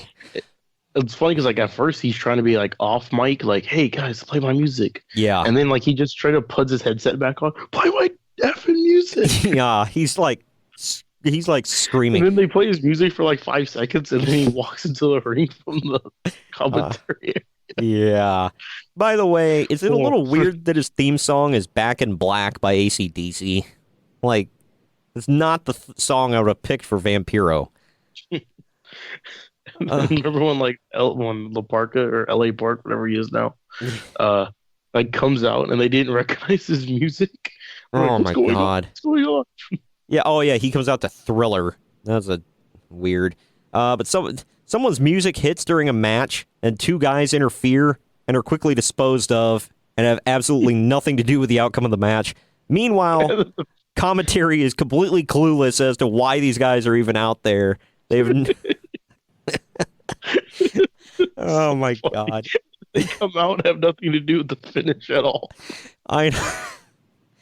Oh my gosh. It was like, and then there's another match, and then there's another match, and then it cuts to the back, and there's 4 guys fighting. Yeah. And Matt Stryker has no idea who they are or what they're doing. Yeah, there's a backstage brawl on the screen. Commentary has no idea what they're arguing about, why they're fighting, what's going on. They're just kind of going with it.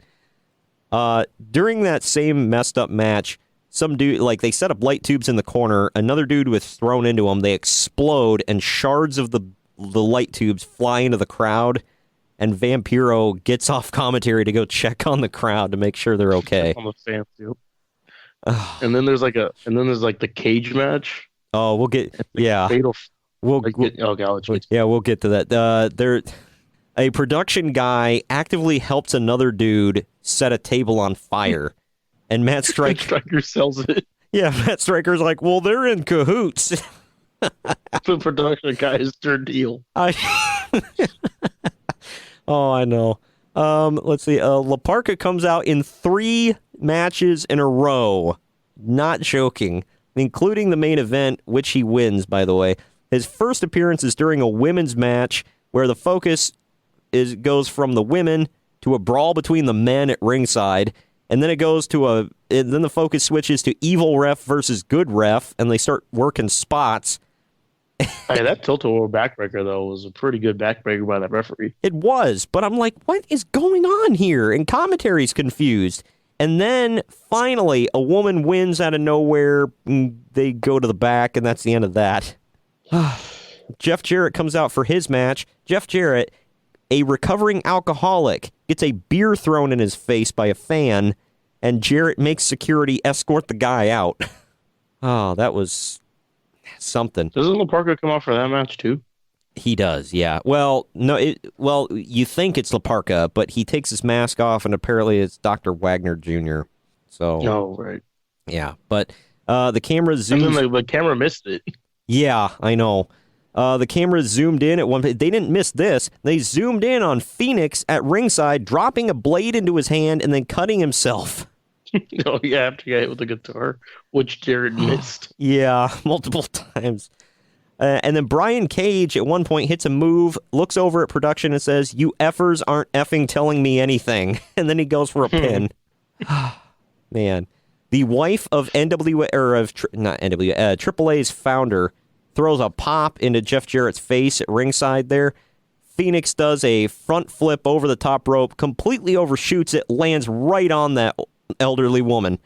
It kicks her right in the face. Oh, hell yeah. She eats it.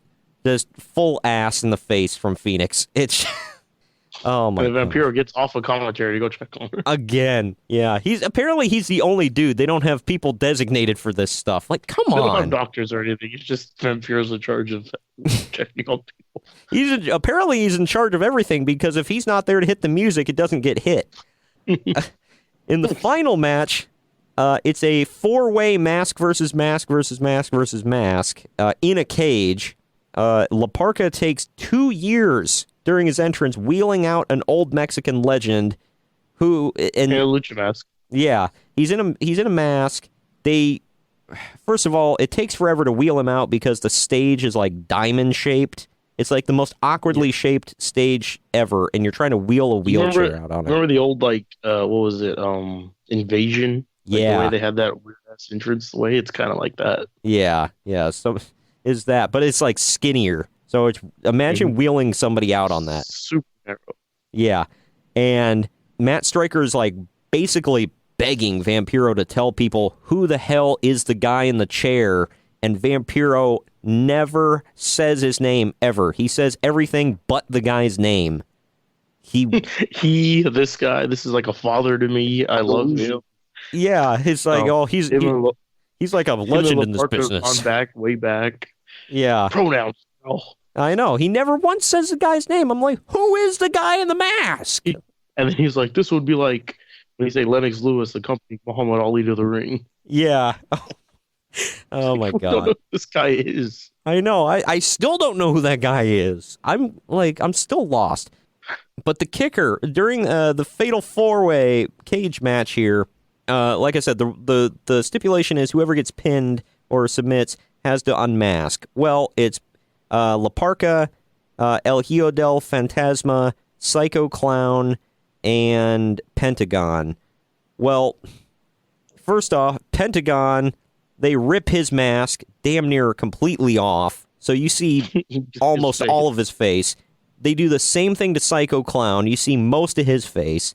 And then then El Hijo del Fantasma rips La Parka's mask completely off, and then he rips it in half, like when he puts it back on. So you see most of La Parka's face, and then he throws it back out so he can put it back on. Yeah, and then they rip Phantasma's mask almost completely off, so you see most of his face, and then finally Phantasma loses, has to unmask. So hold on, TJ, you missed the best spot in the match. There's they go to a split screen, and yet both cameras are on the same exact spot. Oh my God, I forgot. And then about they that, missed the pile driver. Yeah, there was like a package pile driver on the other side of the ring, completely ignored while two cameras focus on the same thing in a split screen. That was fantastic. Sums up the whole event. Two angles of the but after this match where we've seen all four of their faces, basically, finally somebody has to unmask, and it's like, who gives a damn at this point? Like, mother of God, it was just this event. Just taking a particle to your face. This event was just so bad. I actually considered watching it. Now I'm like thanking God that I didn't, because I could never get that time back. I really like the hit my music. For the love of God, hit my music. I go walk 5 feet. Yeah, and then he's like deep throating, like he's like, somebody please hit my music, please hit my music. I'm like, holy crap, dude, just walk into the ring. Who gives a damn? And Striker's like, oh, he's such a professional. He wants the crowd to understand what's going on. He's such a professional. He just like insulted the Me Too movement and dropped a million F-bombs, and then like ate. And yeah, and he insulted people on Twitter like in the pre-show. Oh, hold on. Remember, like there was supposed to be a stipulation for like when Conan faces Vampiro or some crap, and then like Striker's trying to get Vampiro to explain what the stipulation is, which I guess is like a loser leaves Mexico. Yeah, stipulation. He never says it. Yeah, he won't explain the American audience has no idea what's going on. Yeah, we're just left to assume what it is. But yeah, it's like it's gonna be Jeff Jarrett versus Vampiro, loser leaves Mexico, and I'm like, okay. And like he's like, that was like twice in the same show. He's like begging him for an explanation for something, and it never comes. Vampiro has been, I don't know, he's been drinking too much Faygo and taking too many chair shots, I guess. I don't know. Vampiro. Yeah, we'll save the mind games for later, Vampiro. My God. All right, well, I think it's about that time for the list, bro. And it's time once again. Oh my gosh. Yeah, let's not finish that. To all aboard the list train. What? I don't understand. Yeah, we've already been perving it up on this podcast enough here, and I already warned you all it's a little long, whatever. Oh yeah. Oh, mother of God! And then Greg makes it worse. A little long? Yeah, it's long. I'll try to cut it down a little bit here and there, but yeah. So a lot of good content in this show, though. So if you're on a road trip, listen to it and enjoy. But Brother Ramon, I believe if you're heading up to Dayton for HCW, listen to it. Yes. Dayton. Wow. I should just pull a Conrad and be like, thank you for that. But Roll Tide. No. Let's get to your list there, Ramon. What you got for the top 10 most shocking wrestling moments? Shocking. I got number 10, the Austin 316 promo. Yeah, that was pretty shocking for the time, yeah. Especially for the time. Yeah. Number 9 also. He slammed a religious thing to get that over, yeah. Get himself over, yeah. Yeah, really. Number 9, I have another moment involving that bald-headed rattlesnake. The opening, 20 minutes of WrestleMania 30 with The Rock, Hogan, and Stone Cold Steve Austin. Oh, yeah. It was shocking to see those three in the ring together. Like, that was man. trippy. If only they could have got Bruno Sammartino out there, that would have been like, you could see like the progression through the years. The Mount Rushmore of professional wrestling. Yeah, and I'd say even bring Cena out there, so it's like you got all like the progression of the guy through the years. Number 8, I have Edge's original Money in the Bank cash-in. Oh, yeah. I don't know if anybody really expected him to cash in after that, but yeah. Especially then, I mean, nobody really thought about it because it was the first one, so. Right, because it was the first one, no one ever thought it would even work that way. Yeah, you didn't have 500 people out there chanting, Edge, Edge, at the end of the match. So, number 7, I have the Montreal Screwjob. Oh, man. Only shocking because no one ever shuts the hell up about it. Like, what is it, 30 years later? Well, it was at work, Ramon. Well, either way, it's still shocking. Yeah. Number 6 is something you also had, which was, my God, he's broken in half. Taker throwing Foley off Hell in a Cell. Hey, he just chucked him off like he was just like a sack of garbage that he was thrown in the dumpster. He like olayed him, like he's running at you. Oh, screw you. Yeah. He was like so right, like you didn't, like nobody would have thought, oh, he's gonna chuck him off right now, and he just like walks over and he's like, whoop, like okay. It's like number 5 is Sid snapping his leg in half.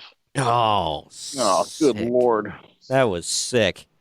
Yeah, because somebody decided, you know what, Sid, you need an aerial move. Look at that big dude with the huge muscles. Yeah, you should come off the top rope. Seems like a good idea. Kevin Nash invented the X Division. Good. Oh my God. Number 4 ties into number 8, the live relations celebration. Relations. Oh man, I bet that was Aunt Lover's favorite. Oh wait, no, I'm sorry. Lita wasn't. Talk about they weren't. Yeah, They weren't related. yeah. I was just saying Lita wasn't related. Lita related. My bad. Sorry. You're right. I mean, that was pretty shocking too. Even I was still, I don't know, 16 at the time. Well, yeah, I was gonna say you saw some boobage there, and that wasn't even. I like how Alito was talking about it. It's like, Vince is trying to explain. He's like, you gotta get naked for real. You gotta get shoot naked. You've gotta get really naked. Almost as naked as Chocolate. Midian. Oh my gosh. Hell yeah! Strip down to your fanny packs. Oh Come on, wait, let's not spoil my list. Come on. mother of God. Number 3, even at the time, as a, I was like 7 or 8 at the time, it was such a weird moment. Was Jeff Jarrett laying down for Hulk Hogan? Oh man. Well, he never did cut that promo that he never lays down, or he lays down for absolutely nobody, because Jeff Jarrett lays down for everybody. Number 2 also involves the Hulkster, him being the third man in the creation of the enemy. It's not Mabel. It's not Sting. That was, the one that shocked me the most was it wasn't British Bulldog or Mabel. That one I was like, what? Who? Should have been Mabel. That was a safe call, I thought. It would have changed the wrestling business forever. Oh man, I know. They would have been the FWO, the Fat World Order. And Not speaking of the dead. Number 1 is on my list. The most recent one was Brock Lesnar defeating The Undertaker at WrestleMania 30. Oh, I know. Just ask that dude in the front row. Yeah, that's that guy in his face. That's how I felt. Oh man, I sat there and Poor Quan. I mean, I sat there in silence. Said poor Quan. Oh, would know. Oh my God. I thought you had the right guy who won. I'm like, what? Yeah, Quan was there, TJ. Remember that? he was. I mean, that wasn't him, but he looked like him. That's another guy we know. Man, we're just dragging out. Man. We're just dragging out all the weirdos today. Jericholic, Quan, like, well, we're not going to talk about the others because it's just like, this is as weird as I want to go. Like, that's the threshold today. But yeah, that dude was wearing like one day you're going to wake up and I'll be standing. Never mind. Shut up. No, we're not finishing that. That's not going to be a t-shirt. I am, by the way, working on speaking of inappropriateness, I am working on a t-shirt that has to do with our show, well, I guess 3 weeks ago now, and I brought it up last week. It's hashtag junk hand out of nowhere. It's coming to Redbubble. Hopefully it will be on the site by the posting of this. Go to redbubble.com/people/podcast wrestling society, or I'm sorry, /pod rest society. And you can get your hashtag junk hand out of nowhere shirt. And who wouldn't want one of those? Exactly. Like, why wouldn't you want to wear that around town? Wear it to your grandma's house. Like, come on. That's one of them shirts you can wear to the funeral and the family reunion. You know what I'm saying? Everybody loves it. Dude, I should get that shirt, and I should go to WrestleMania Access next year just wearing a hashtag Junkhand out of nowhere shirt. Then I can get some awkward looks from the guys when I go up to get an autograph. That would be awesome. Like, now I just want to go to an autograph signing wearing that shirt just to see what people say. We're like, get the hell out of my line. Oh, man. But anyway, so that's that. We're going to take a break. When we come back, Ramon will probably not be with us this next segment, but Greg and I... Are you guys killing me during the break? Well, I don't know. Them hobos, that rejected you, they might have to kill you so you don't reveal... Oh, yeah. Like Matt the Juggalo and... was it Jimmy Soup Pants? I remember those guys. It was the Junkyard Juggalo, yeah. And oh yeah, glad you remember. Dude, that is money. Shut up. Well, they gotta kill you because otherwise you may reveal the location of their secret underground base that's creating the groundswell of HCW. So. Oh, tinfoil hat Timmy, rice bowl Richard, Mother of God, he's got the list. Soggy Jimmy Soup Pants, Big Bum Pataki, Frogface Frank, Grinning George Rockpile, and Matty Mace, the Junkyard Juggalo. What the hell? They're the ones that tried out here in San Francisco. All from Tent City. I was gonna say Greg probably walks by 5 of those guys on his way to work every day. So. Oh yeah, he sees Rice. He sees Rich the Rice Bowl guy all the time. Oh my God! What the hell? I don't want to know. A long story. This guy always just wants to shake his hand. Is junk hand? Junk hand. Hashtag junk hand out of nowhere. I don't know where the hell it's been. Oh yeah, baby. Oh, and that brings us right back to, please, if you're going to a wrestling show, take a shower. The smell, bro. Even if you're not going to a wrestling show, take a shower. I know. TJ, he's like, oh, if you're going to a show, don't advocate taking a shower just because. Yeah, I mean, please take a shower. But if you're going to be in public, for the love of God, take a freaking shower. Like, there's that comedian Fluffy, Gabriel Iglesias. Yeah. You ever see the thing where he's talking about his stepson? He put deodorant all over the house, so every time his stepson would open something, it would be deodorant. He's like, put on deodorant. You know how you're walking down the street or at a sporting event, and the guys outside are like, "Oh, water's $2, whatever." Yeah. We should go to wrestling events selling deodorants or bars of soap. Oh man, I could make a killing. Hey, new idea, Greg. We'll put the PWS logo on it. Dude, we do that at HCW, man. We're gonna clean up. Literally. You guys don't smell that. I didn't even mean to set you up with that either. That was an accident. On one side, it's going to be the PWS logo scratched in, and on the back, it's going to say "The Smell, Bro" and scratched in. Oh man, you got a certain smell. Bro. You know the smell, bro. I'm not going to tell you, but you know the smell. All right. My gosh. But anyway, well, we're going to take a quick break. When we come back, we'll cover All In, bro, and we'll get to Greg's list after this. Drama City Productions presents. Hey, it's Ben here, host of the Regular Stories podcast, a podcast where I interview interesting people about their lives. These are not celebrities. They're not the elite. These are regular people, and these are their stories. You can follow us on Facebook at Regular Stories and on Instagram at Regular Stories. We are everywhere that you can get a podcast. We are on iTunes, Google Play, Stitcher, TuneIn, just about everywhere else. Look up Regular Stories Podcast. Yo, we are back from the break to talk a little All In. Greg had to go away for a little while. He had not seen All In by the time we were previously recording. Just to give some trade secrets away here, we kind of record in shifts, which is why sometimes after the break, Ramon either has to go or Greg has to go or what have you. So last week, Kyle was not in the final segment for multiple reasons. One, he really had to go. The other one was because Kyle doesn't really watch anything but WWE, so when I'm talking All In and I was talking about Fire Pro Wrestling, which he does not own, he didn't really have anything to add to the conversation. He would have just kind of been like a listener in. So I decided just to do that segment by myself. Ramon had to go. Greg had to go for a bit, but he will be back to give us his list, bro, in the next segment before we finally cut this off. I'm going to try to keep this short, sweet, to the point, but I did want to talk about All In. I promised you guys there would be an All In segment to this show. It happened this past weekend.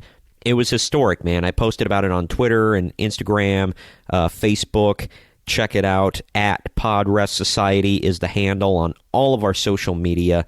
PODWRES Society. Let's just get right into the show, man. It was from the Sears Center in Chicago, Illinois. Sold out 10,411 tickets.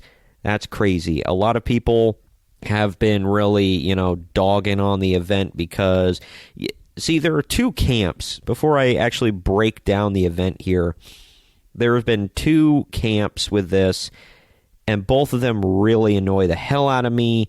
One of them is the WWE people who diminish the event and, oh, well, this, or oh, well, that, or oh, well, Cody and the Bucks booked themselves to look this way, or they did this, or there's a bunch of marks, and blah, blah, blah, blah, blah. Oh, it was only a one-time event. There were no storylines and all this other stuff. There were actually a few storylines going into this.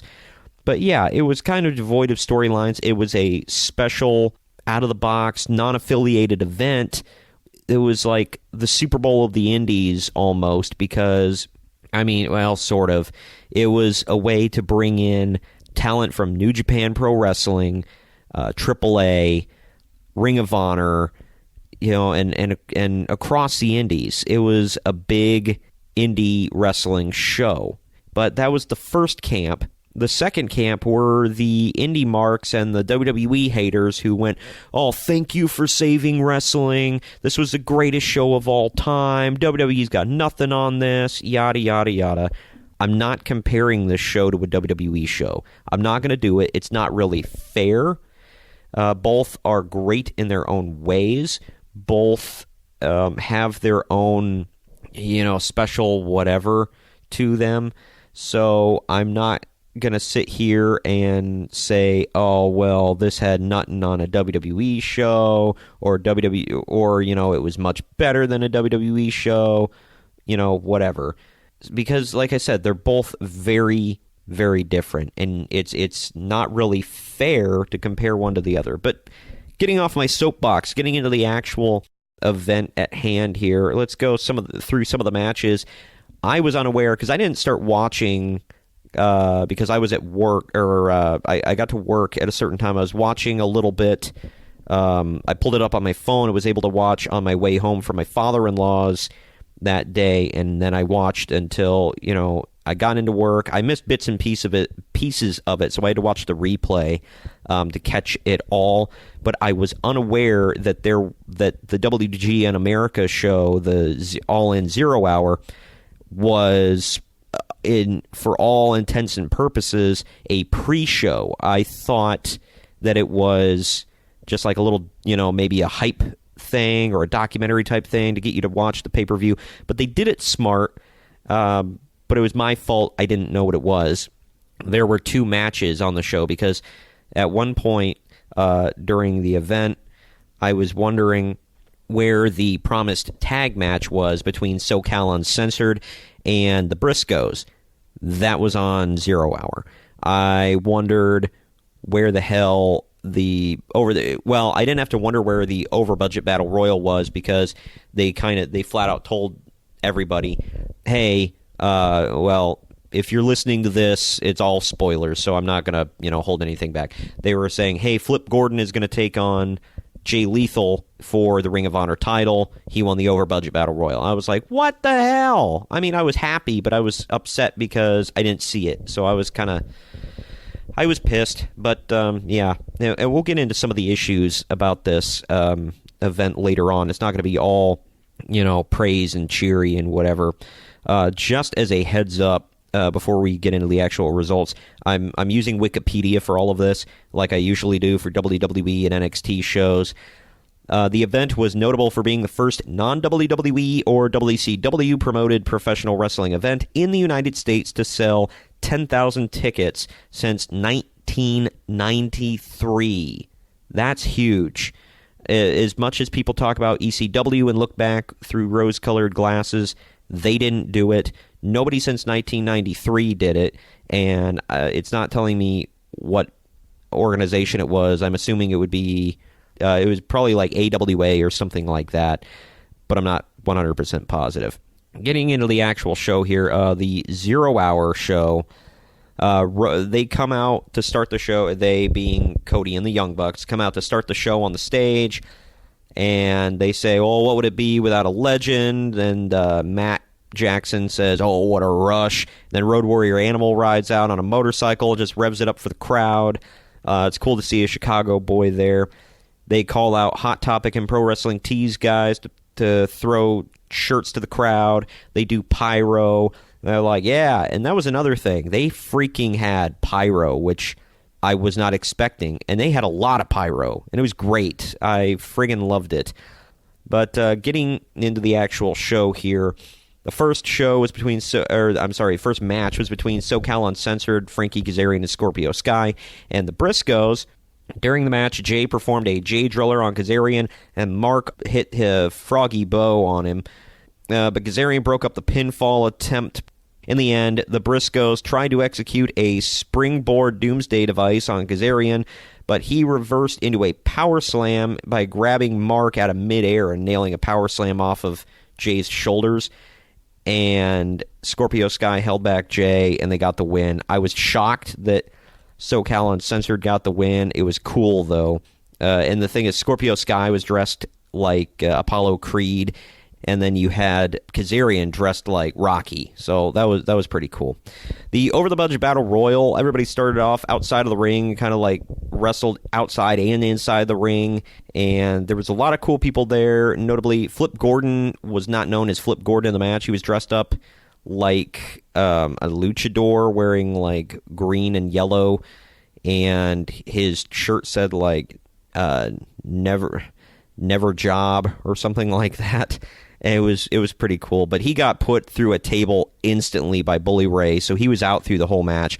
Cool way to help him preserve his energy for later on in the night, but we didn't know that. The final competitors, Jordan Grace was the only woman in the match, and she actually eliminated Brian Cage, and then she ended up getting eliminated by Bully Ray, and so if there was going to be one woman in that match, Jordan Grace was probably the right one. She's a kind of I don't know if she's a bodybuilder per se, but she does a lot of weightlifting. She's a very strong woman, but yeah, so she belonged in there. I see her all over Twitter and Instagram and whatnot. So she seems like a cool person. But anyway, regardless, she got eliminated by Bully Ray, and Austin Gunn, who is Billy Gunn's son, was actually in the match. He was pretty good, but he seemed too much like a brunette clone of his dad. I think he needs to. I mean, it's kind of cool. He was even wearing his dad's old gear, like, because his dad, Billy, was in the match, and he was wearing red trunks with kisses on them, and Austin was wearing pink trunks with kisses on them. Both had the same boots and everything. Both moved exactly the same.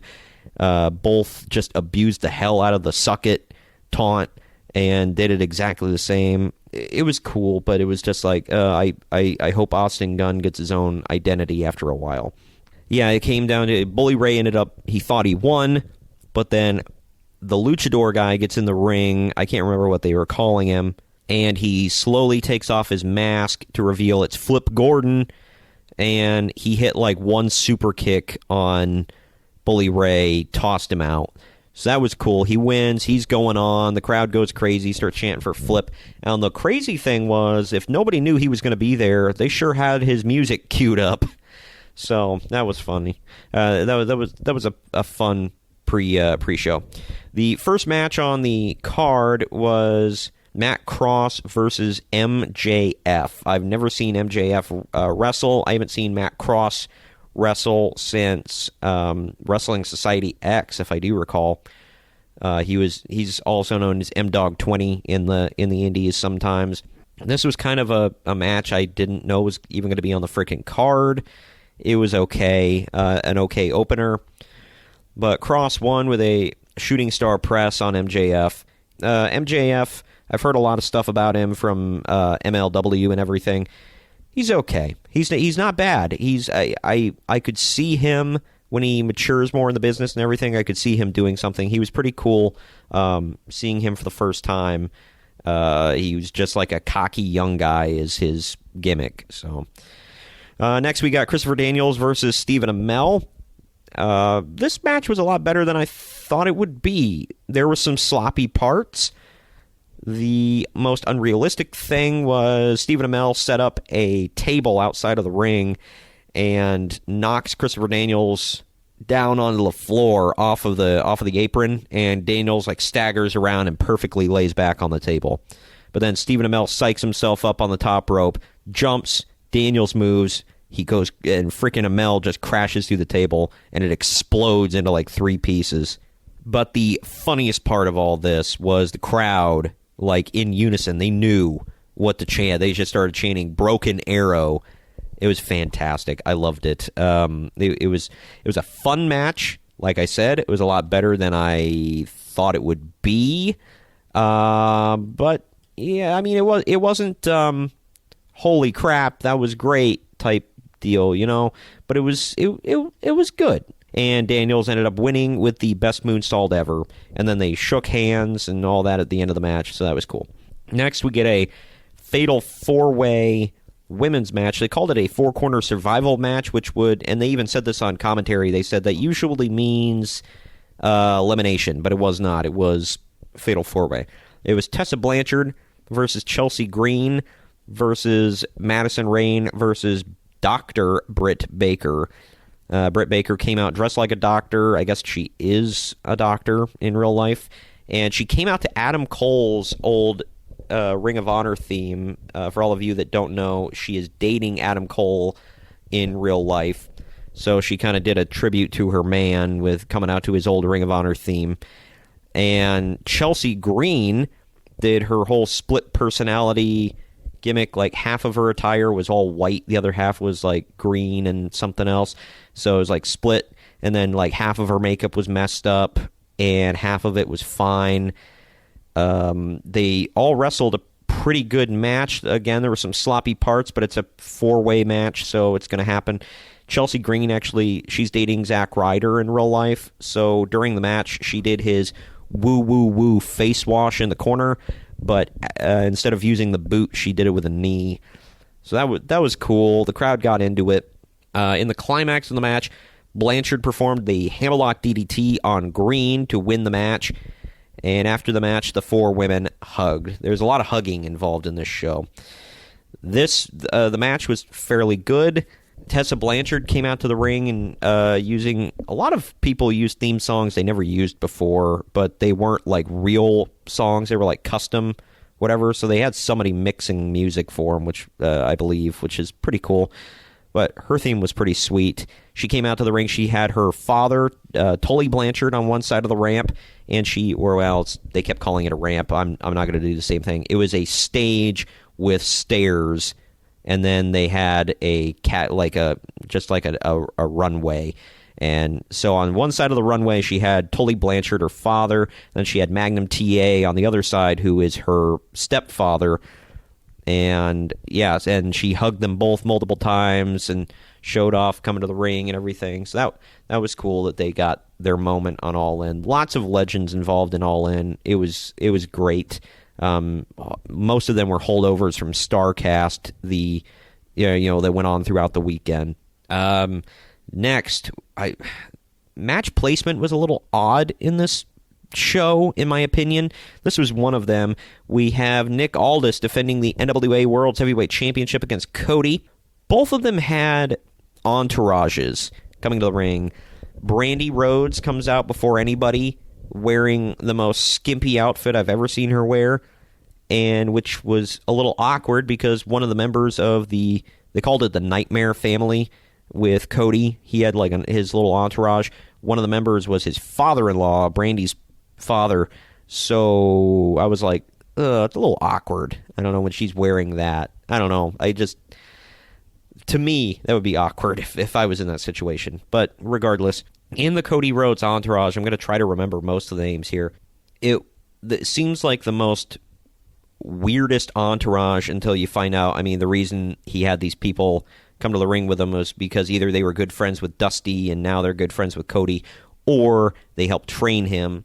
Like one person I'll get to, he had DDP with him, Tommy Dreamer, his father-in-law, his dog, Pharaoh, and then he had Glacier. I was like, what the hell is Glacier doing there? But apparently Glacier helped train Cody, so I'm like, okay, that's an odd one. I don't know, like that one just stood out to me. Like, of all the people you got here, not that I'm like dogging on Glacier or anything, but it just okie doke. That I just didn't see that one coming.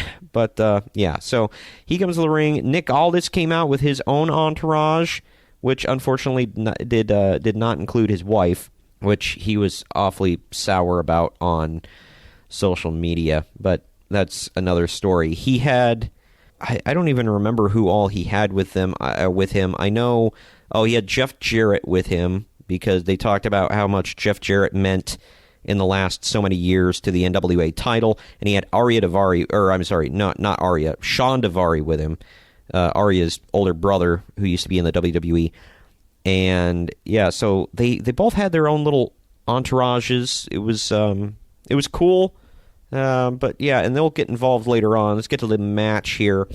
Aldis wanted to perform See, at one point in the match, Cody goes for a springboard to the outside, gets elbowed in the face. He does the blade job. Hebner, they sell it perfectly because Hebner throws up the X. I don't think Cody was legit hurt. I think they were just doing that, but he might have been. I don't know. He was down for a long time outside the ring, and DDP tries to get over there and help him out. Daivari's mad that they're not calling the match off, so he shoves DDP. He gets in the ring. DDP goes in and nails a diamond cutter. DDP looks amazing as always. So, and he got out of the ring like he used to, where he lays back and kind of flops out of the ring. So that was awesome to see. Great blast from the past.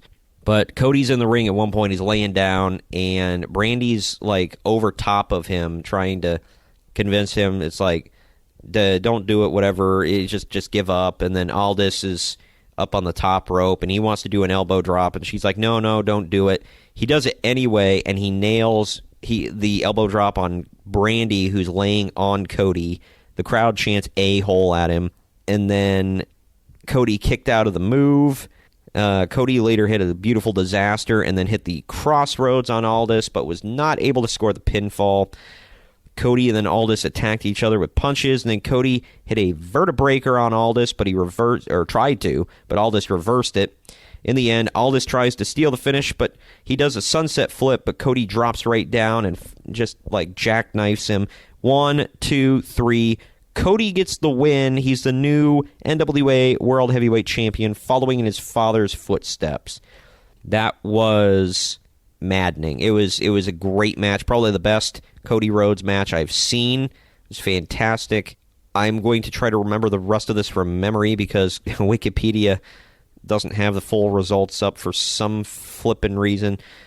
But yeah, so that was a great match. I guess Aldis's entourage was Jeff Jarrett, Samuel Shaw, if any of you remember him from TNA, Sean Daivari, and Tim Storm. Yeah, so those guys. That was a great match. Not the best of the night, though. We'll get to that. Next up is Hangman Page and Joey Janela with Penelope Ford. Penelope Ford actually gets involved in this match and does some spots with Page, but I believe she gets super kicked for her troubles. They use a literal, because they're sponsored by Cracker Barrel and TGI Fridays, they use a literal Cracker Barrel during this match as a weapon. It's pretty sweet. I enjoyed it. The match, lots of high spots. The finish was because Adam Page or Hangman Page, whatever, had used a cord phone to quote unquote kill Joey Ryan. So he pulled it out of this bag, or no, I'm sorry, his boots that were talking to him and being the Elite, those were in this bag. But he did have a phone, and the boots came into play with he got freaked out, and then Joey Janela super kicked one into his face. But he had a corded phone.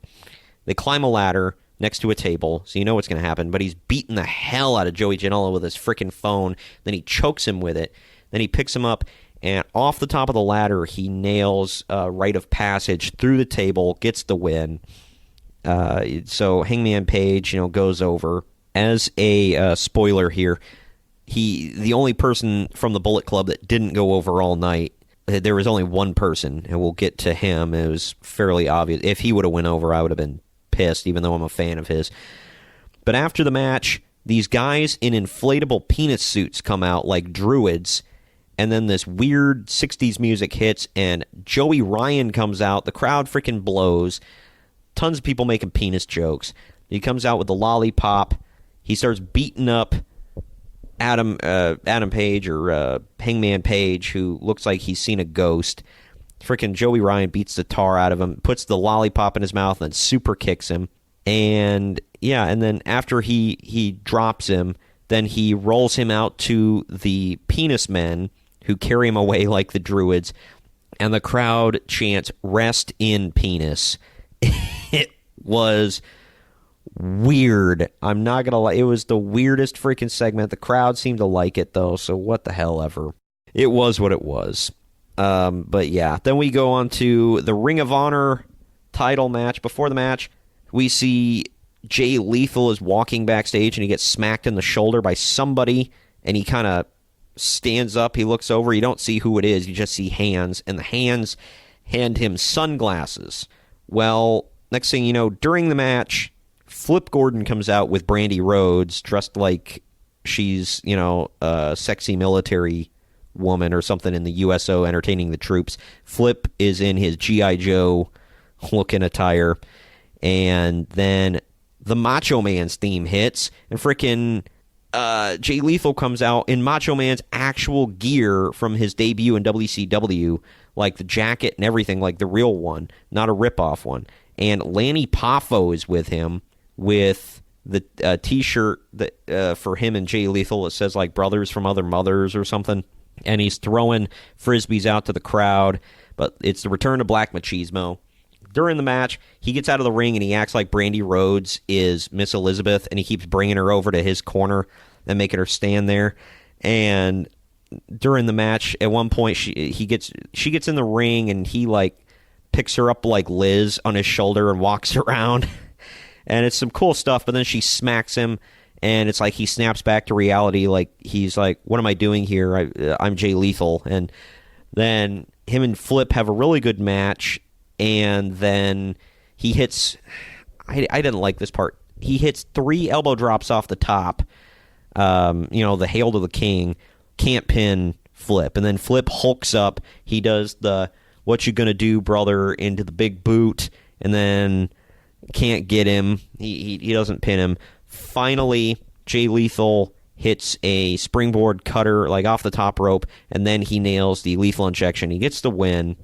Then Bully Ray comes out and attacks them both, starts beating them up, and he gets a table and he sets it up. And then Colt Cabana comes out to save them. He starts beating up on Bully Ray.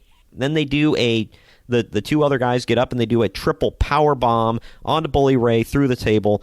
The funniest part was like right before he gets put through the table, he yells, "Oh my God, holy!" And then they slam him. So it was great. But it was a cool moment. Colt is wearing a singlet that says "All In" on it. Pretty cool. Then we move on to, in my opinion, the best match of the night, one of the top 5 matches of the year. Greg and Ramon might not agree with me, but this match went on for 17 minutes, 47 seconds. It was Kenny Omega versus Penta El Zero. which is apparently another name for him. Before I thought it was L0M, but I don't know if he can legally use that on the show, so he's just Penta L0. And they called him everything in the book. They called him, Pentagon, Pentagon Jr., Penta L0, Penta L0M, Penta L0, whatever the M stands for. Just, oh my gosh. They called him everything you could possibly think of.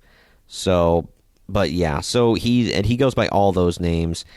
But the match was really good. Lots of V-triggers and package pile drivers, and he finally gets the one-winged angel, Kenny Omega, hits it, and he makes the pin on Penta, gets the win. The crowd's going nuts. The lights go out for seemingly ever, and they're talking on the commentary team like, well, things are going to happen. It's not going to be perfect. We got some technical difficulties. Lights come on, and it's Chris Jericho is laying down dressed as Penta L0, and he stands up, and he starts beating up Kenny. At first, we don't know exactly that it's Chris Jericho, but if you know the tattoos, you can kind of figure it out. And then he runs up and hits a code breaker, then rips off his mask, and it's Chris Jericho. And everybody's going nuts. And he beats on Kenny a little bit more, hits another code breaker, and then he picks up the microphone and he says, I'll see you on the Jericho cruise, and then leaves. It was great. So, advertisement for his cruise. We got to see Chris Jericho. He was all in. It was great. But I guess he would be Penta L2J or something to that effect. Either way, this match, my gosh, Kazuchika Okada versus Marty Scurll. Before the match, Marty's like, he's on this kick about, even though I'm a little guy, I'm just as good as the big guys and whatever. And he does this thing in the back where they've got two people impersonating other people. I don't know who they are. But you only see their arms. And they're like waving their fingers at him in his face, telling him, you need to listen to this and you need to do this and blah, blah, blah. I don't know who the hell they're supposed to be. But Marty takes their fingers and he does the whole shh and then acts like he's breaking their finger type deal to both hands. And it was the dumbest thing. It went on forever. But then they come to the ring and Okada's in full Rainmaker mode. He's got the cool jacket and everything. And they have a good match, but it goes for 26 minutes and 5 seconds. My God, it just went on. According to what I've heard on the internets, and the internet is never wrong, but from what I've heard, they went 12 minutes heavy. So this was supposed to be like a 14-minute match, and they went for 26 freaking minutes before the main event. It was like, it wasn't that good. But Okada ends up getting the win with the Rainmaker, and it was, like I said, it was a good match, but not good enough to go 26 freaking minutes. It's the longest match on the card. The only matches that come close, Kenny versus Penta L0 went for 17 minutes. Hangman Page versus Joey Janela in the Chicago Street Fight went for 20 minutes. And Cody versus Nick Aldis went for 22 minutes. So it went longer than the NWA title match. It was ridiculously stupid. And that caused the main event to get cut down and the end of the show to be just a cluster.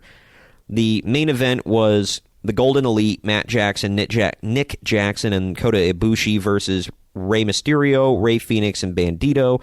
Rey Mysterio was dressed like Wolverine. That was awesome. Matt and Nick got some new tights for the Golden Elite. Looked pretty cool. They had fire pyro and everything and some cool music.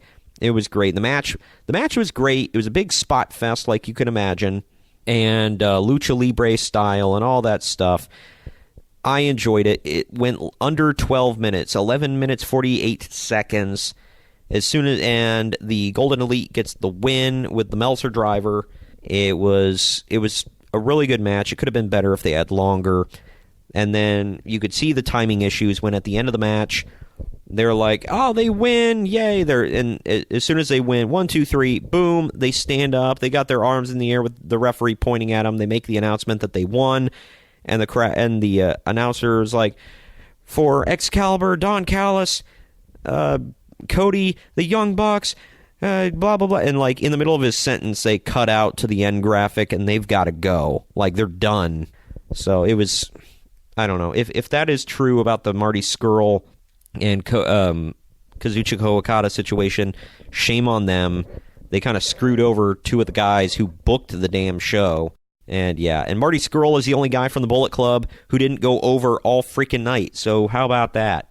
But, yeah, he seems to be on this kick about, you know, he wants to prove that he's over and everything. And I like him, but I think he's trying too hard. But, yeah, so that was All In. I enjoyed it. I hope you enjoyed it, too. Definitely hit me up on social media, Facebook, Instagram, Twitter, @PodRest Society for all three, and tell me what you thought of the event. But yeah, before we go into the list, here, got some hot info for y'all.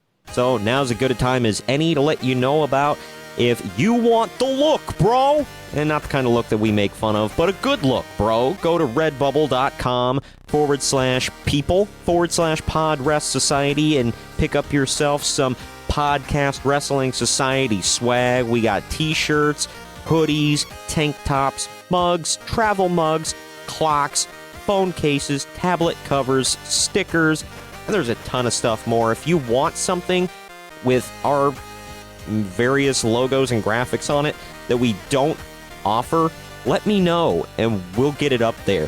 There's a bunch of different stuff, pillows and blankets and scarves or whatever else. If you want it, we can try to get it to you. Just let me know on Facebook, Twitter, or Instagram @PodRest Society, and we'll get it up there. Definitely, like I said, check out redbubble.com/people/PodRest Society, PODWRES Society. Well, Greg is back with us here, and you know what that means. It's time for the list, bro. And, well, I guess now it's time for your top 10 most shocking moments in wrestling history, bro. So, what you got, Broy Gladstone? Oh, my God. What? I thought that was a good one. It is. It's just, wow, I never saw that coming. There you go. Okay. You weren't supposed to. Cool. Well, yeah. All right, here we go. Pronouns, pal. Number 10, I said Naked Midian shows up. No, I'm kidding. Hell yeah. Although that was shocking, it did not make my list. Big sweaty fanny pack. Oh, smelly sweat. All right. What the hell? No. Number 10, I said when Goldberg squashed Brock Lesnar. I thought it was, man. Like, super shocking. Yeah. Wow, I didn't even think about that one. But yeah, it was. Like, I almost had that look on my face like, well, the dude we talked about earlier when The Undertaker lost. Yeah, exactly. I had that look on my face like, what did I just watch? Like, I remember okay. Vividly. I went to the I missed that pay-per-view live because I went to the Patriots game in Santa Clara against the Niners. Yeah. And I came back and I was like tired. I was like, oh man, I'm amped for this match, but I'm hella tired. I'm watching it and it ended that quick. Yeah. And I'm like, wow. You know, it kind of like woke me up. I'm like, no, something else is going to happen, right? Like something's going to happen. And yeah. I'm playing it on the network. And then, you know, I hit play real quick and it says only like 1.5 minutes left. I'm like, wait, that's really going to be it. Yeah. So like, that was also like, that added to my shock, you know, it's like, wow. Yeah. Like that just happened. And yeah. Okay. It's like, you know, the WrestleMania 20 match would have been a lot more entertaining if it was something along the lines of that. Yeah. Right. And well, then again, I think, you know, if Stone Cold would have dropped Trow and crapped in the middle of the ring, it would have been better than what we saw. But that's beside the point. Yeah. Ah, man. Next, I said Brian Pillman with his gun. Oh, man. Pillman's got a gun. Yeah. That was, yeah. Dude, when I was a kid, I was like legit scared. And I thought like Austin got shot. Just, you know, how they did the whole thing where it went off, like the snow screen came on. Yeah. Yeah. And then Man, that was crazy for back in the day. I mean, that'd be crazy now. There's no way they could get away with anything like that now. Oh, hell no. Nor would they try because it's PG. Yeah, right. So, I mean, it was it was shocking. I wasn't watching wrestling yet, so I have no, firsthand knowledge of it, but yeah, going back and seeing it, I was like, wow, that was big. Mm-hmm. It was huge. What the hell? Big league. Number 8, I said the Sandman getting crucified. Holy mother. Yeah. That one just... I think you might have been right with that. Yeah. The one that makes me laugh is like the response that Raven had to Taz when like Taz got hot about it, and he was like, he's like, oh, you're gonna put him on a cross. It's like, why don't you and Paulie put him up on a Jewish star? And he was like, because it would roll away. Yep. I'm like, what in the hell? I mean, that was a funny response, but it's like, yeah, like in retrospect, like, I mean, they should have known. Like, it's just not cool. But, well, it cost them a chance to get Kurt Angle in the long run. So, yep. And not that as big a deal as Kurt Angle is, there's no way in hell he would have, like suddenly switched things over and all of a sudden ECW's on top or something, But, yeah, I know. But still, looking at it, it's like, man. Number 7, I said the Radicals debut. Yeah, that was huge. Huge moments. Yeah, it wasn't just like one or two guys. It was like 4 big names. Well, I was biggish just names. I was just talking to Ramon like earlier. Yeah. About like where I'm at in WCW. So like Benoit just won the title. Can I say Benoit on here? Yeah, we're not on the WWE network, so we're good. Screw that. So Benoit just beat Sid for the title, right? And like Sid's foot was under the rope. Mm-hmm. So the next night they do a thing where, oh well, there's no champion, we're stripping because it was already a vacant title as it was because Bret Hart had to retire. So like Benoit wins it, it's sold out. Then he stripped the next night, and I'm on the next night actually after this happens. So I actually forget, which I'm kind of happy about because I can go back and rewatch and be surprised. But like Benoit stripped of it because his foot's under the rope. I was like, wow, was that purposely set up to prolong the Benoit Sid thing, or did Sid's foot being under the rope happen to be like a great coincidence, blessing in disguise because Benoit was about to leave? Because he wouldn't be on the Nitro the next night, and he'd be on Raw the next week. Wow. Yeah, that's right. Yeah, it was pretty shocking. Well, the thing was, they said his contract was ending when they gave him the title. So, like, everybody was talking about what a stupid move that was because he wasn't committing to re-signing with them, but they slapped the belt on him anyway. Yep. It was just it was dumb. What would have been funny was if, and I have respect for the the title and all that, but it's still with what WCW tried to do. It'd have been funny if he would have showed up with the big gold belt and threw it in the trash on Raw. Yeah, right. It's like, oh man. But then turnabout's fair play. Turner would have went around and sued the hell out of WWE. Yep. So there you go. And next, I said Montreal. Oh yeah. Well, wait. What Montreal incident are you referring to here? Because the Montreal incident. Well, of course, I'm talking about Sylvain Grenier screwing Hulk Hogan over at No Way Out 2003. Duh. Oh my gosh! You seriously had one ready to go? Like, wow! I was just like, you just pulled one out of. Was that real? That was real. Yeah, it was at No Way Out 2000 or 2003. Sorry. Holy hell. Yeah. You had that one ready to go. Wow. Okay. Well. Yeah. No, well, nice going there, Broku. That's a new one. You should have saved that for Ramon. He would have loved that one. I'll bring it back. All right. But yeah, I mean, I'm sure we've covered that a million times. Here's one neither one of you guys said. Good. Not shocked, but I mean, it's a big thing. Was the curtain call, the original one? Oh yeah, that's right. It wasn't recorded by an actual camera, like in-arena camera. It was kind of like smuggled out by somebody. But yeah, that was, oh man, that was it. And the thing was, like, nowadays, people brought up, they're like, nowadays it happens like almost every freaking indie show you go to. But back then, that was like, I mean, also heresy. Nowadays, there's always going to be a camera there, no matter what. They always have house shows now, so. Oh, yeah. Yeah, I mean, well, it's on your freaking phone. Back then, it was like, dude, how did you, I mean, it was a crappy quality camera, but still, it's like, how did you smuggle that thing in? Like, cameras were huge back then. I know, right? It's like, not like you can, like, stuff it in your pants. Or, you know, as they say in Deadpool 2, stuff it in your prison wallet. Oh, man. Got a Deadpool 2 reference in. The rest of them, I think you guys said, and they all kind of match up. I mean, not numbers wise, but like, I think we all had these in our tops. Number 4, I said WWE buys WCW. Oh yeah, definitely has to be on there. Number 3, I said Hogan turns heel. Yeah. Number 2, I said Eric Bischoff debuts in WWE. Yeah, man, that one had my jaw on the floor. Yeah.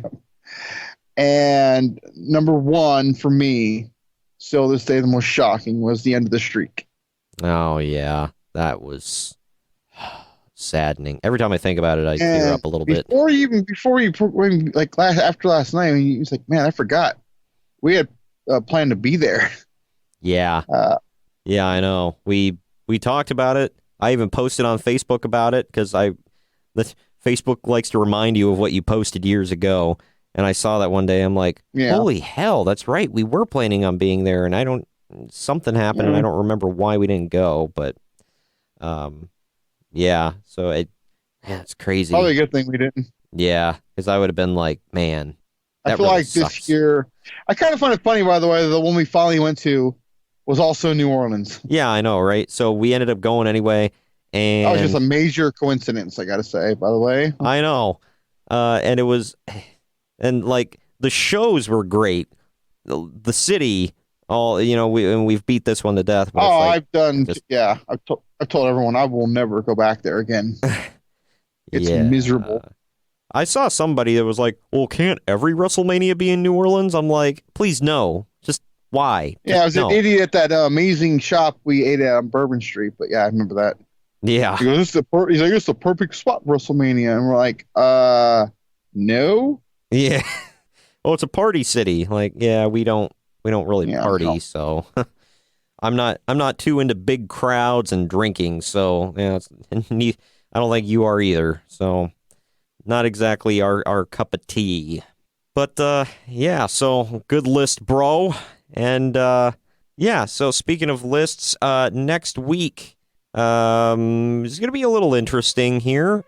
I have the top 10 wrestlers who got fired for good reasons. Ooh.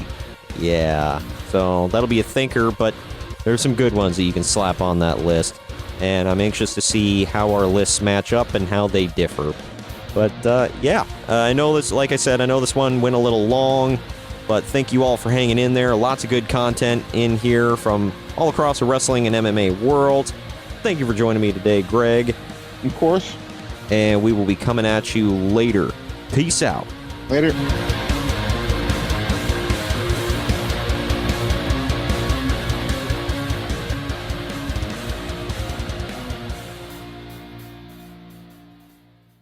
This has been a Drama City production.